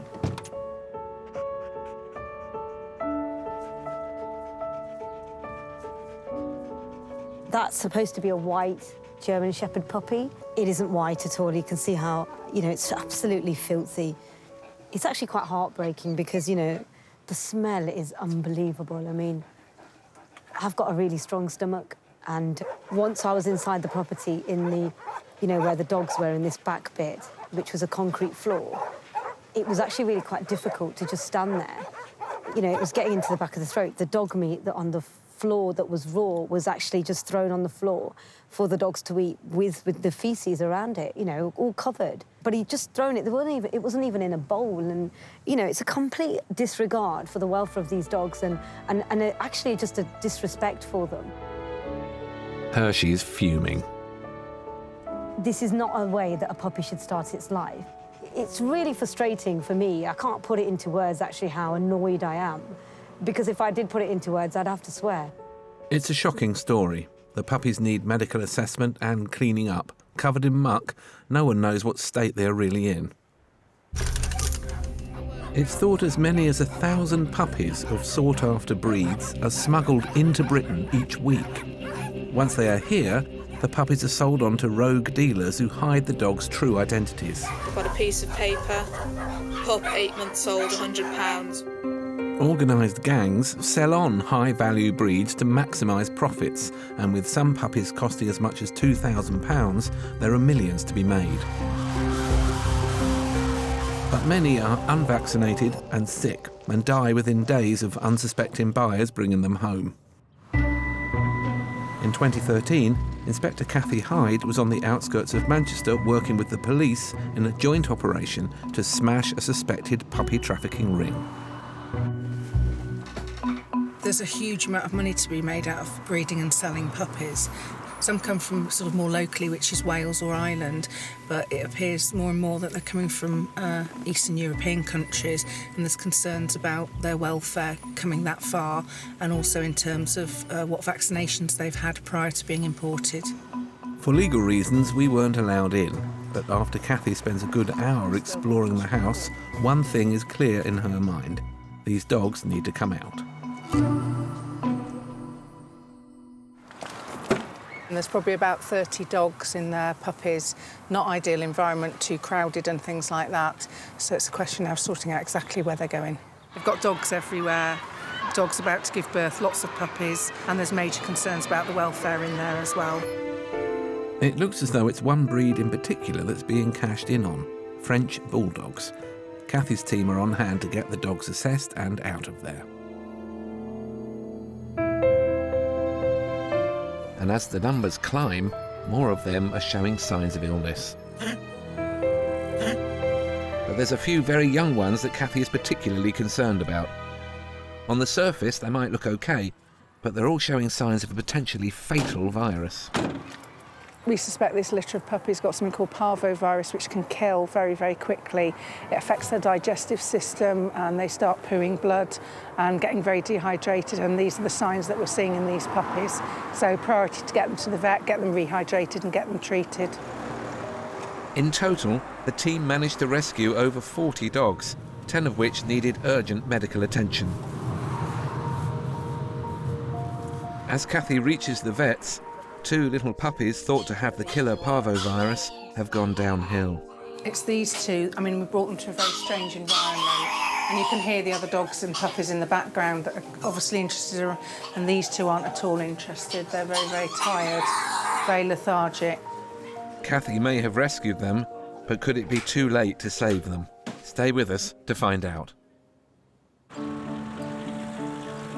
Earlier, Inspector Hershey Bowl rescued a group of German Shepherd puppies from a cage where they had to live in their own mess. They're in desperate need of a wash.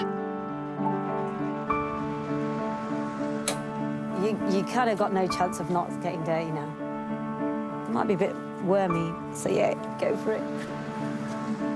Unsurprisingly, the food the puppies had eaten from the filthy floor has come back up.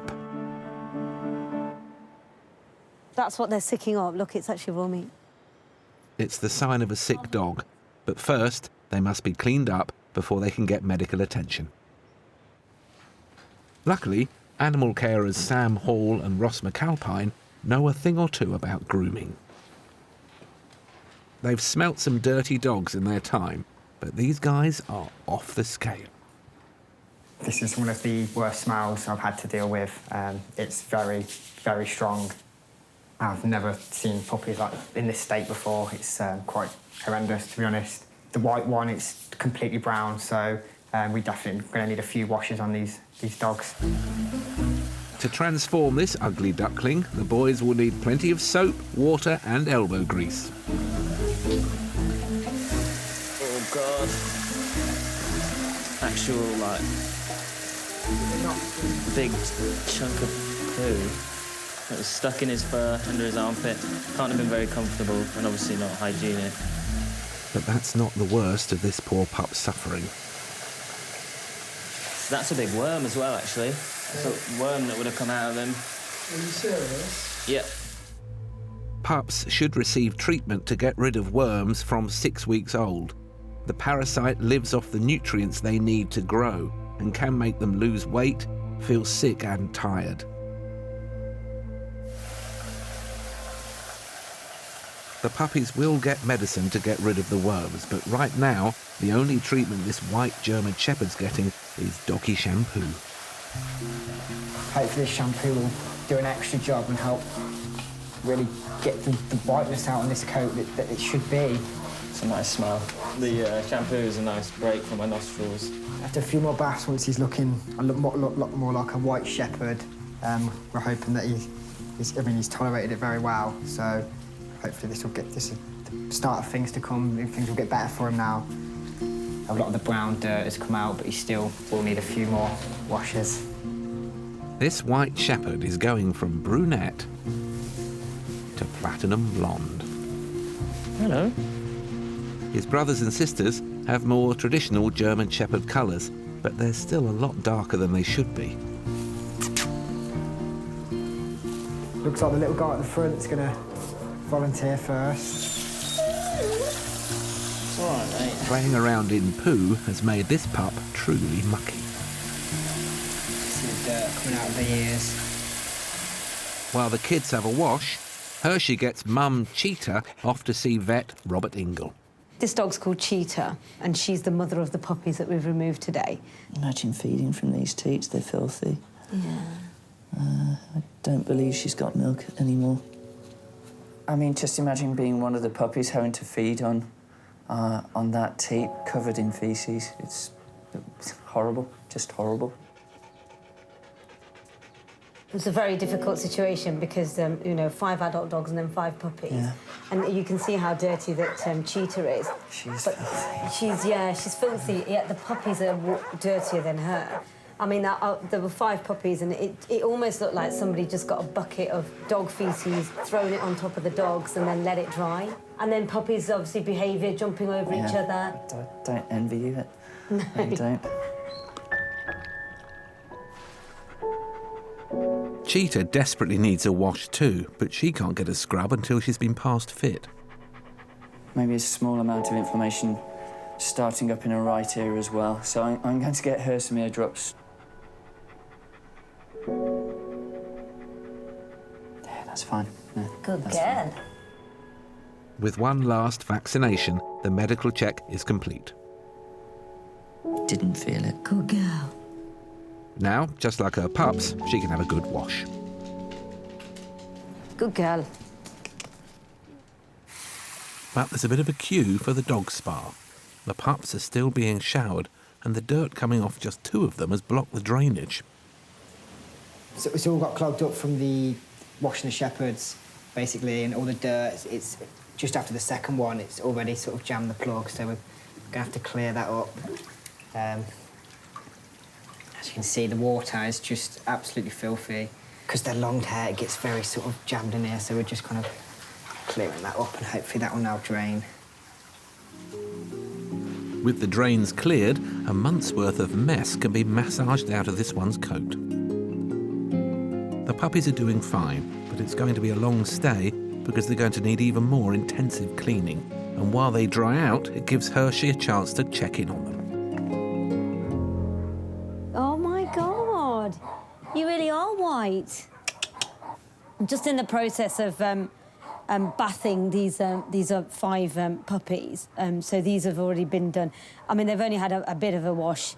They're going to have to have another wash. They're so filthy. It still doesn't look as white as it should, but that's such an improvement just from one bath. I mean, you look lovely, don't you, darling? They'll dry off, hopefully, and then they'll probably have another bath again tomorrow. It's all too much for them to keep bathing them, and it's just a real shame that they've, been in such dirty conditions. For this crew, it's not only about finding their natural colour, but regaining what's left of their childhood. They've never had any toys in that pen, so they probably don't really know what toys are. The puppies are now smelling much better and can look forward to being rehomed. Earlier on, in Manchester, Chief Inspector Cathy Hyde and her team joined forces with the police in a crackdown on a suspected puppy trafficking ring. We've got dogs everywhere, dogs about to give birth, lots of puppies, and there's major concerns about the welfare in there as well.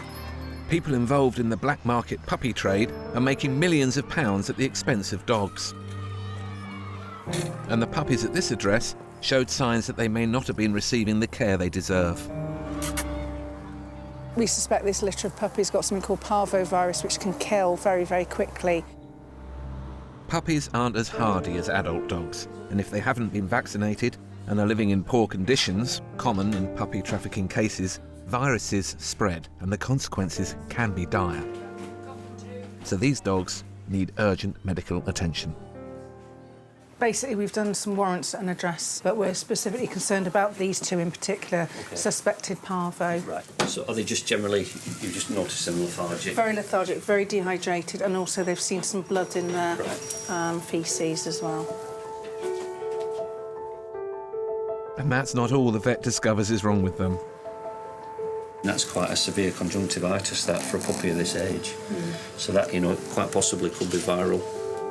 Conjunctivitis is another highly contagious condition that could well have been passed around by the dogs all being kept together when they're ill. But for now, they have more pressing concerns. We're going to just see if we can apply a catheter into one of the veins on the front leg and just start getting some intravenous fluids through there. With no idea how long these little ones have been like this, they could still go downhill very quickly. And if the RSPCA hadn't got to them first, they could well have been sold on at death's door. For now, this little pair are still with us, but as the team assess the other puppies, some are showing worrying symptoms. If we identify parvo or distemper, then they are life-threatening viral diseases. And in particular, the puppies that we've got in there that are dehydrated, they're in a reasonable amount of danger at the moment from dying because of the condition that they've got. There's nothing more the vets can do for the puppies suspected to have the parvovirus. For them, it's a waiting game. And the sad truth is, their problems could well have been prevented with a simple vaccination, but instead, they were left to suffer.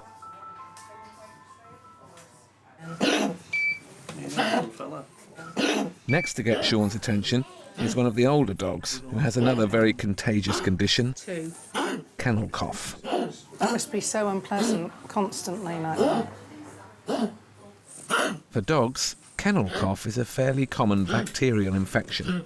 Sometimes they'll recover on their own, but if it's severe, like this, it can lead to pneumonia, so it's always worth getting them checked out by a vet.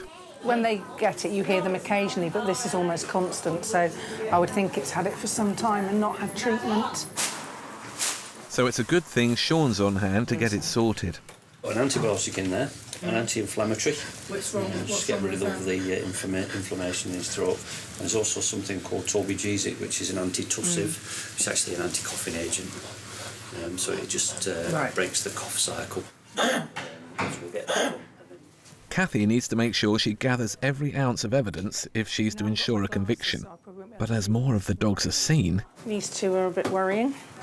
it's becoming clear that these dogs weren't being properly cared for. Because of the condition of some of the animals that have come in, especially the very sick puppies, we're looking at possible offences under the Animal Welfare Act. Section 4 offence is where an animal's actually been allowed to suffer and is suffering when it's seen by the vet. So the puppies that have got suspected parvovirus or distemper should have had vet treatment some time ago, and they've not received that vet treatment, which was meant they're in a critical condition. The team's been working tirelessly to get through the caseload, and the welfare of our four-legged friends is a top priority for everyone here. This looks a bit of a mess. That's been there some time, hasn't it? It's quite nasty, isn't it? It is nasty. Having a good chew at that, haven't you? That's a dermatitis. Sometimes, if a dog gets a skin infection, as it starts to heal, you then get itchiness, and they start to traumatise the skin quite severely, and that's the result of the self-trauma. That they just keep going and going and going at it. The skin then starts to have areas which is harbouring infection, and then it itches more, and on it goes. And it then becomes a vicious cycle. I'll give her an injection of a steroid-based anti-inflammatory, let's get the itch out of it. 8 hours on, and it's been a gruelling day for the team. But the rescue's been well worth it. 10 of the rescued dogs needed urgent medical attention, and for some, the next few days are crucial to their survival. We just have to sit and wait now with regards to response to treatment, unfortunately, in these sorts of instances, because you've got a very young animal which is very debilitated. The dehydration makes them feel exceptionally unwell. Sometimes they respond very quickly, so we find within 24, 48 hours of treatment they are the puppies that we'd expect to see. They're bright and they're up and about and they're causing havoc. But unfortunately, in some instances, we can keep them on fluids forever and a day, and it really doesn't make any difference because they reach an end point where they start to decline in their health. And of course, we have to then consider euthanasia if that happens. Anthony Joins is an inspector based on Merseyside. In 2014, a complaint came in about a number of English bulldogs that may have been abandoned in a backyard. We're just around the corner now. And this could be a malicious complaint where it's just barking and people have got fed up. But we'll see what we find, but we're just sort of arriving now. It's alleged that the person who was living at the address has moved out and left the dogs behind. Yeah, I know, yeah. It appears as though no one's home. It does look empty. It's probably I've just moved out. And when he looks over the back fence, he discovers 4 hungry-looking female bulldogs tightly packed in 2 small cages. Anthony suspects they've been bred for profit. Given the breed of dogs, sort of English bulldog type dogs, you know, if he's breeding them, they're making a hell of a lot of money. And they're not bothered about the welfare, so they just put them in, just leave them in kennels, turn up once a day-ish, leave some food and water, if they're lucky, and then, you know, just breed them and breed them and breed them. And with a single bulldog puppy able to fetch as much as £2,000, it's no surprise that illegal puppy farms are on the increase. The tenant has disappeared, but the owner of the property turns up. Yesterday, I come here. Yeah. Found all the house bloody upside down, but all the stuff gone. Okay. And dogs in the garden. Have you got a contact number for them? No, they've done midnight clip, that's what I'm saying. I need to know what's going on. Our dog's penned up in a little cage, they go stir crazy. They've got no stimulation whatsoever. That is just a little breeding factory that's in there. Anthony wants to take a closer look at how they're living. It's a legal requirement that dogs are provided with adequate shelter, food and water. 4 bitches here. 2 litters a year, maybe, each. 8 litters. Say they have 6 or 7. £1,000 each. We're looking at a lot of money. Based on Anthony's estimates, these dogs could be making tens of thousands a year for their owners. I'm going to take all of these dogs. It's disgusting, isn't it? Breeding machines. Anthony can't just seize the dogs. but he doesn't want them to stay another night cooped up and living in squalor in pens better suited to chickens. So he hatches a plan. It might be easier if you don't want me to get the police out here. Sign a form for me. To just take the dogs? Yeah. As the property owner, allow me to remove them, and then I'll take them to the vet. And if the owner comes forward, which they're not going to now because they know I'm going to interview them, I'll just re-own the dogs. Happy ending. Yeah, those dogs, they're lovely. With the owner of the property willing to sign the dogs over to Anthony, he's able to get them out of there. That's a breeding factory. If we can break that breeding factory up, you know, we'll re-own them in a couple of weeks' time if no one comes forward. So, and I don't think they will, to be honest. Have you got space for 3? Yeah. With the support he needs, it's time to get the dogs out. But as Anthony quickly discovers, these dogs are in bad shape. This one's limping. She's not very happy. She's got abrasions on her bottom jaw there. As they bring them out one by one, the list of conditions adds up. It's got a problem with its eye, hasn't it? This dog's just not been socialised. It's probably never been out. It's terrified of even walking, you know. Come on. It's okay, girl. We're going to take the dogs to the vet, get them checked over. The one with the problem with its eye is quite worrying. No one's coming here. No one's taking responsibility for these dogs. Then we'll take responsibility, but we'll get them looked after. Anthony needs to get all the dogs checked out by a vet, so he's brought them along to see Holly Jones. The female dogs were stuffed in 2 per cage, and being confined to such a tight space has led to tension. So I think these two, this is going to be AJ3, AJ4, and I think there's been a scrap between these two. You look like you had puppies. Really sore between her toes. All right. So she's just very sore between her toes, most likely where she's been stood in all the faeces and the ammonia. I know. It's really red and broken. I know. She has got a very obvious midline scar. This scar could well be explained by a C-section. Because bulldog puppy heads are so big, they often have to be born this way. But she's definitely had puppies. It looks as though Anthony's suspicion that these dogs have been bred from has been confirmed. Oh, yeah, you're the heaviest. You can see there's blood on the neck and... There's a hole in the muscle and the abdominal wall, so a bit of fat's poking through, but gut could get stuck in it. Oh, okay. It's not fixed. And that can be fatal. So that needs action in too? Yeah. Next up is the bulldog with the badly infected eye. The eye's really sore. This condition is known as cherry eye. It's where the tear duct has prolapsed and can be common in bulldogs. But if left untreated like this and infected, it could lead to blindness. Third eyelid needs operating on. Okay. Hopefully, Anthony has got this dog there in enough time to save her eye. Lovely girl. And the final dog, who was cooped up in a tiny cage, has rubbed fur off her face. See all that? All the abrasions on her face where she's been trying to get out of the cage. Probably through just sheer boredom and not wanting to live in that sort of environment, I imagine. You're not there anymore. Well, all these girls are in safe hands now. Nice to see them in a nice clean bed tonight. I'll give them a bath tomorrow, I think. They all need a bath, don't they? I need a bath. I need a bath. Anthony sat in the car with me. Stink. You stink. And even though Anthony might smell a bit, he's happy to get them settled in.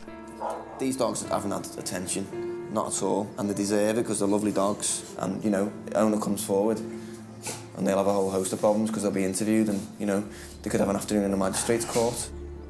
We'll be catching up with these ladies at the end of the show. Unfortunately, the RSPCA deal with far too many cases of terrible neglect. Sometimes it can be just 1 or 2 dogs that are affected, but on occasion, it can be on a huge scale. In November 2008, the RSPCA raided breeding kennels at Brigstock in Northamptonshire, where a colossal 99 St Bernards were being kept in appalling conditions. By the time the RSPCA got there, for some of these gentle giants, it was already too late. Clint Davis was one of the inspectors that was called out. To get 99 animals in one particular location in the time I've been in, which is over 23 years, I've not had anything like that. The dogs were being kept in kennels which were covered in urine and faeces. Kennel 1 contains 2 adult St Bernard dogs. And without access to food or water, many of them were terribly underweight. And through exhaustion, some had even collapsed. 85 of the 99 dogs found were in very poor health, some covered in sores and untreated abscesses. But the team worked tirelessly to get every dog they could out of there. As stressful or distressing as it can be in some of the situations that RSPCA officers see, you have to think, right, I've got to do what I've got to do for the welfare of the animal. The owner of the kennels was banned from keeping dogs for 10 years and was sent to prison for this huge-scale neglect. Barney is one of the rescued St Bernards. Now his life couldn't be more different. For the past 6 years, he's been living in this idyllic country retreat with his new owner, Pam Harrison. Well, he arrived as a little puppy, and he was a bit boisterous for a start because, you know, he'd been in kennels, he wasn't used to being in a house. He didn't know he wasn't supposed to use the house as a toilet. And Well, you're not welcome round mine, Barney. he loves the children. He warns me if there's anybody about because I live on my own, and he's been a really good dog. But he's got Pam wrapped round, well, his big paw.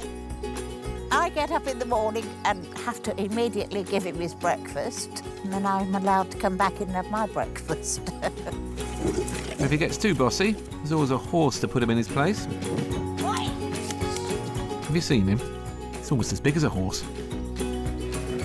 Today, on a break from his normal duties, Clint's paying Barney a visit. But it looks like this big fella's got out on the wrong side of bed this morning. Hello, mate. Maybe someone had this big bear of a dog's porridge. What's up, fella? Hey, I ain't picking you up today. No, do you think you'd have a job? You can say that again. It's huge, absolutely massive. I mean, he's got to be best part 70 kilos there. I don't know whether it's fortunate I can pop by and see him or what, but he's not too receptive today, is he? If people stick their fingers, you know, oh, isn't he lovely? No, don't, just leave him. And, Yeah. But they still will do it. Oh, yeah, well, more fool them. That's Clint told. It must be the uniform or something. Or maybe he didn't like that picture you took of him when he was still a little un. But a bit of food gets this big fella on side. There you go, and leave the hand on, Barn. Good lad. Obviously, when you can get any animal, you know, whether it's a case animal or you get something which has been involved in a traffic accident, that's always the nice side of the job is, you know, you can rehabilitate it and find a new home for it where it's going to be looked after. Well, he's a companion, guard dog. Just life wouldn't be the same without him, would it? Of course I love him.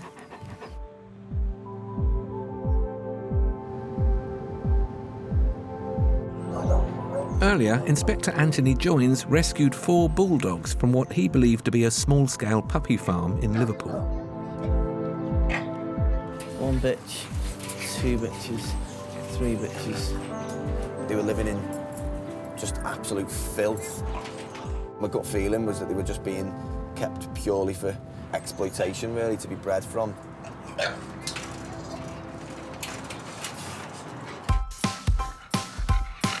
But the good news is, today, Anthony is on his way to visit one of the dogs, Lola, in her new home with dog rescuers Julie and Kev Wilson.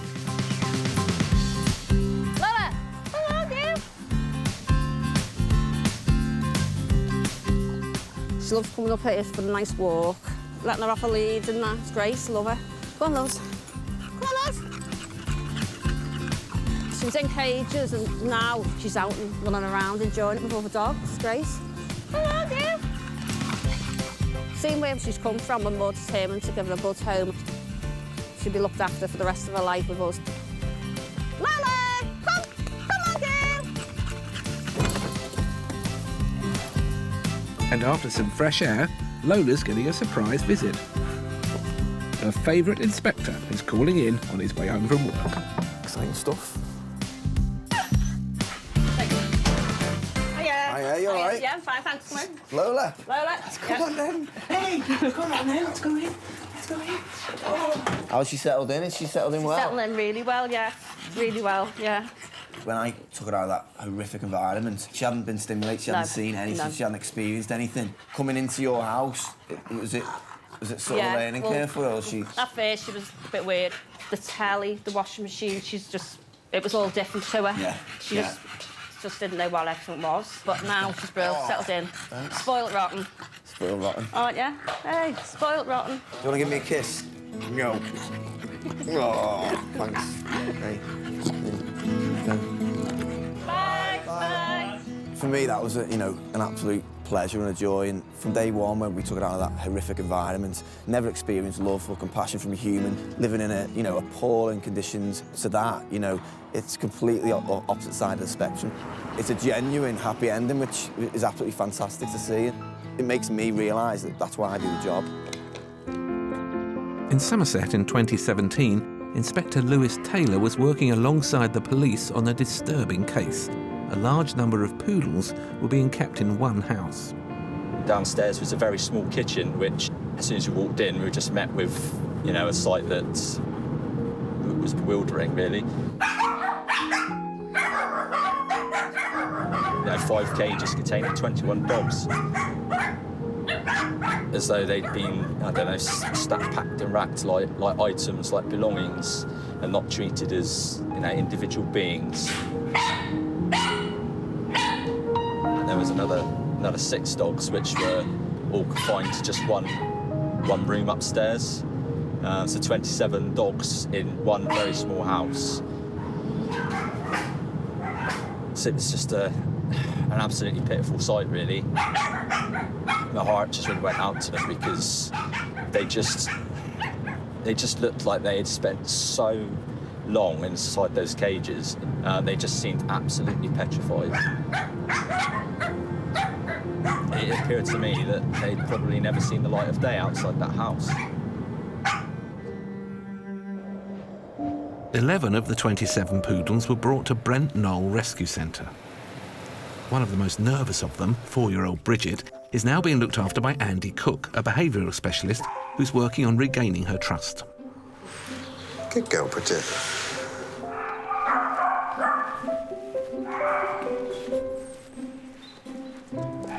Today, Bridget is going to get another opportunity to say hello to the inspector who rescued her, under much happier circumstances. Hey Andy, all right? Hiya. How's it going? Yeah, not too bad. Hello. Hey girl. Is this Bridget? Yeah, little Bridget. Wow. Brilliant. She looks quite different from the last time you saw her. Yeah, she does, actually. She looks resembling more of a poodle. Yeah. And I could, tell she's still a little bit sort of nervous, but so much better than the night we picked them up. So fantastic. But we're just hoping to start introducing her to some new people now, so being as though she hasn't seen you for a little while. Yeah, that's it. No better time. Oh, that's better. Good girl. Nervous Bridget looks pretty relaxed with Lewis already. OK, off you go, Bridget. Okay.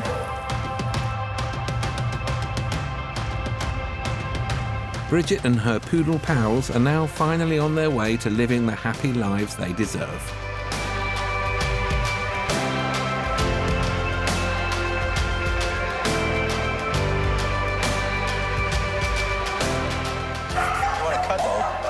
Cuddle, do you?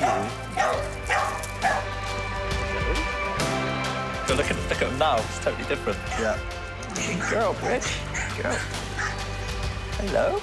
I see you, look at her now. She's so much more confident when she's got her friends to back her up. Aren't you? Look. Good girl. And you, yeah.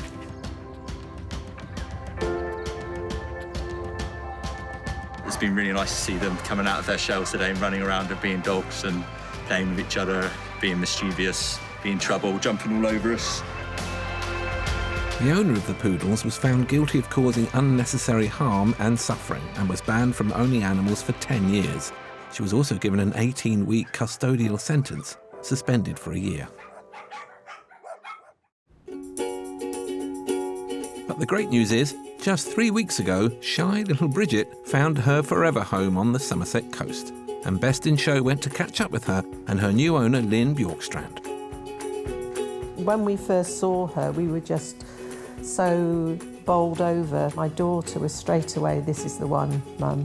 Love at first sight. Now renamed Dolly, this little poodle is already loved and adored by all the family. She just fits in so well here, and because my daughters are all besotted with her, they spend a lot of time visiting, and she's got a proper little family now. But little Dolly is still adjusting to life outside in the big wide world. See if we can get you on that grass. No? But her behaviour as a result of kind of the trauma has been that she has got anxieties. What's this, little Dolly face?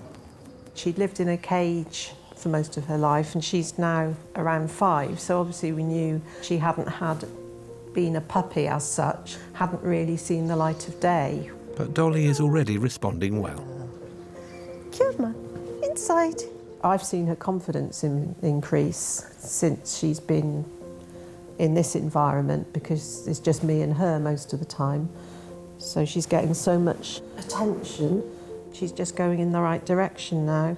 She's learning all the things she should have learned when she was a puppy. Chew.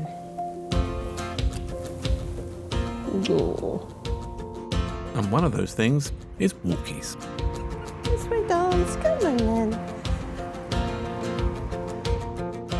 Just going out and about with her, I love walking, and she's getting used to being taken for walks now. She's not been walked very much, I don't think, in the past. When I first had her, she literally wouldn't move away from my feet, from practically attached to my leg. She's kind of more able to sort of move further away now. Come on, doll, doll. Come on. She's much more relaxed. I can sort of feel how much more relaxed she is. And she looks happy. I can sort of get the feeling that she's quite happy, which is lovely to see, really. Because that's all that any little dog deserves, isn't it, really? And it's hopefully for the long haul, you know. She's just such a lovely little character to have around. I wouldn't be without her, you know. I feel as though I've had her for so much longer than 3 weeks.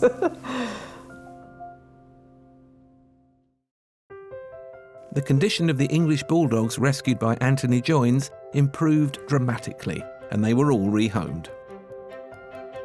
40 of the 41 French bulldogs rescued by Kathy Hyde and her team survived, but sadly one did die. The breeders left the country and were never prosecuted. And Nala, one of the German Shepherd puppies rescued by Hershey Bowl, has gone from rolling around in her own mess to a life mucking in down on the farm with new owners Dave Newcomb and Kate Blenkinsop. From being cooped up in such a small space, this for her must be her idea of heaven. Absolutely. Doggy paradise, yeah. It's an absolute joy to see her enjoying all the space, and, you know, she doesn't feel confined, and she's relaxed, she's happy. Yeah, it's lovely to see.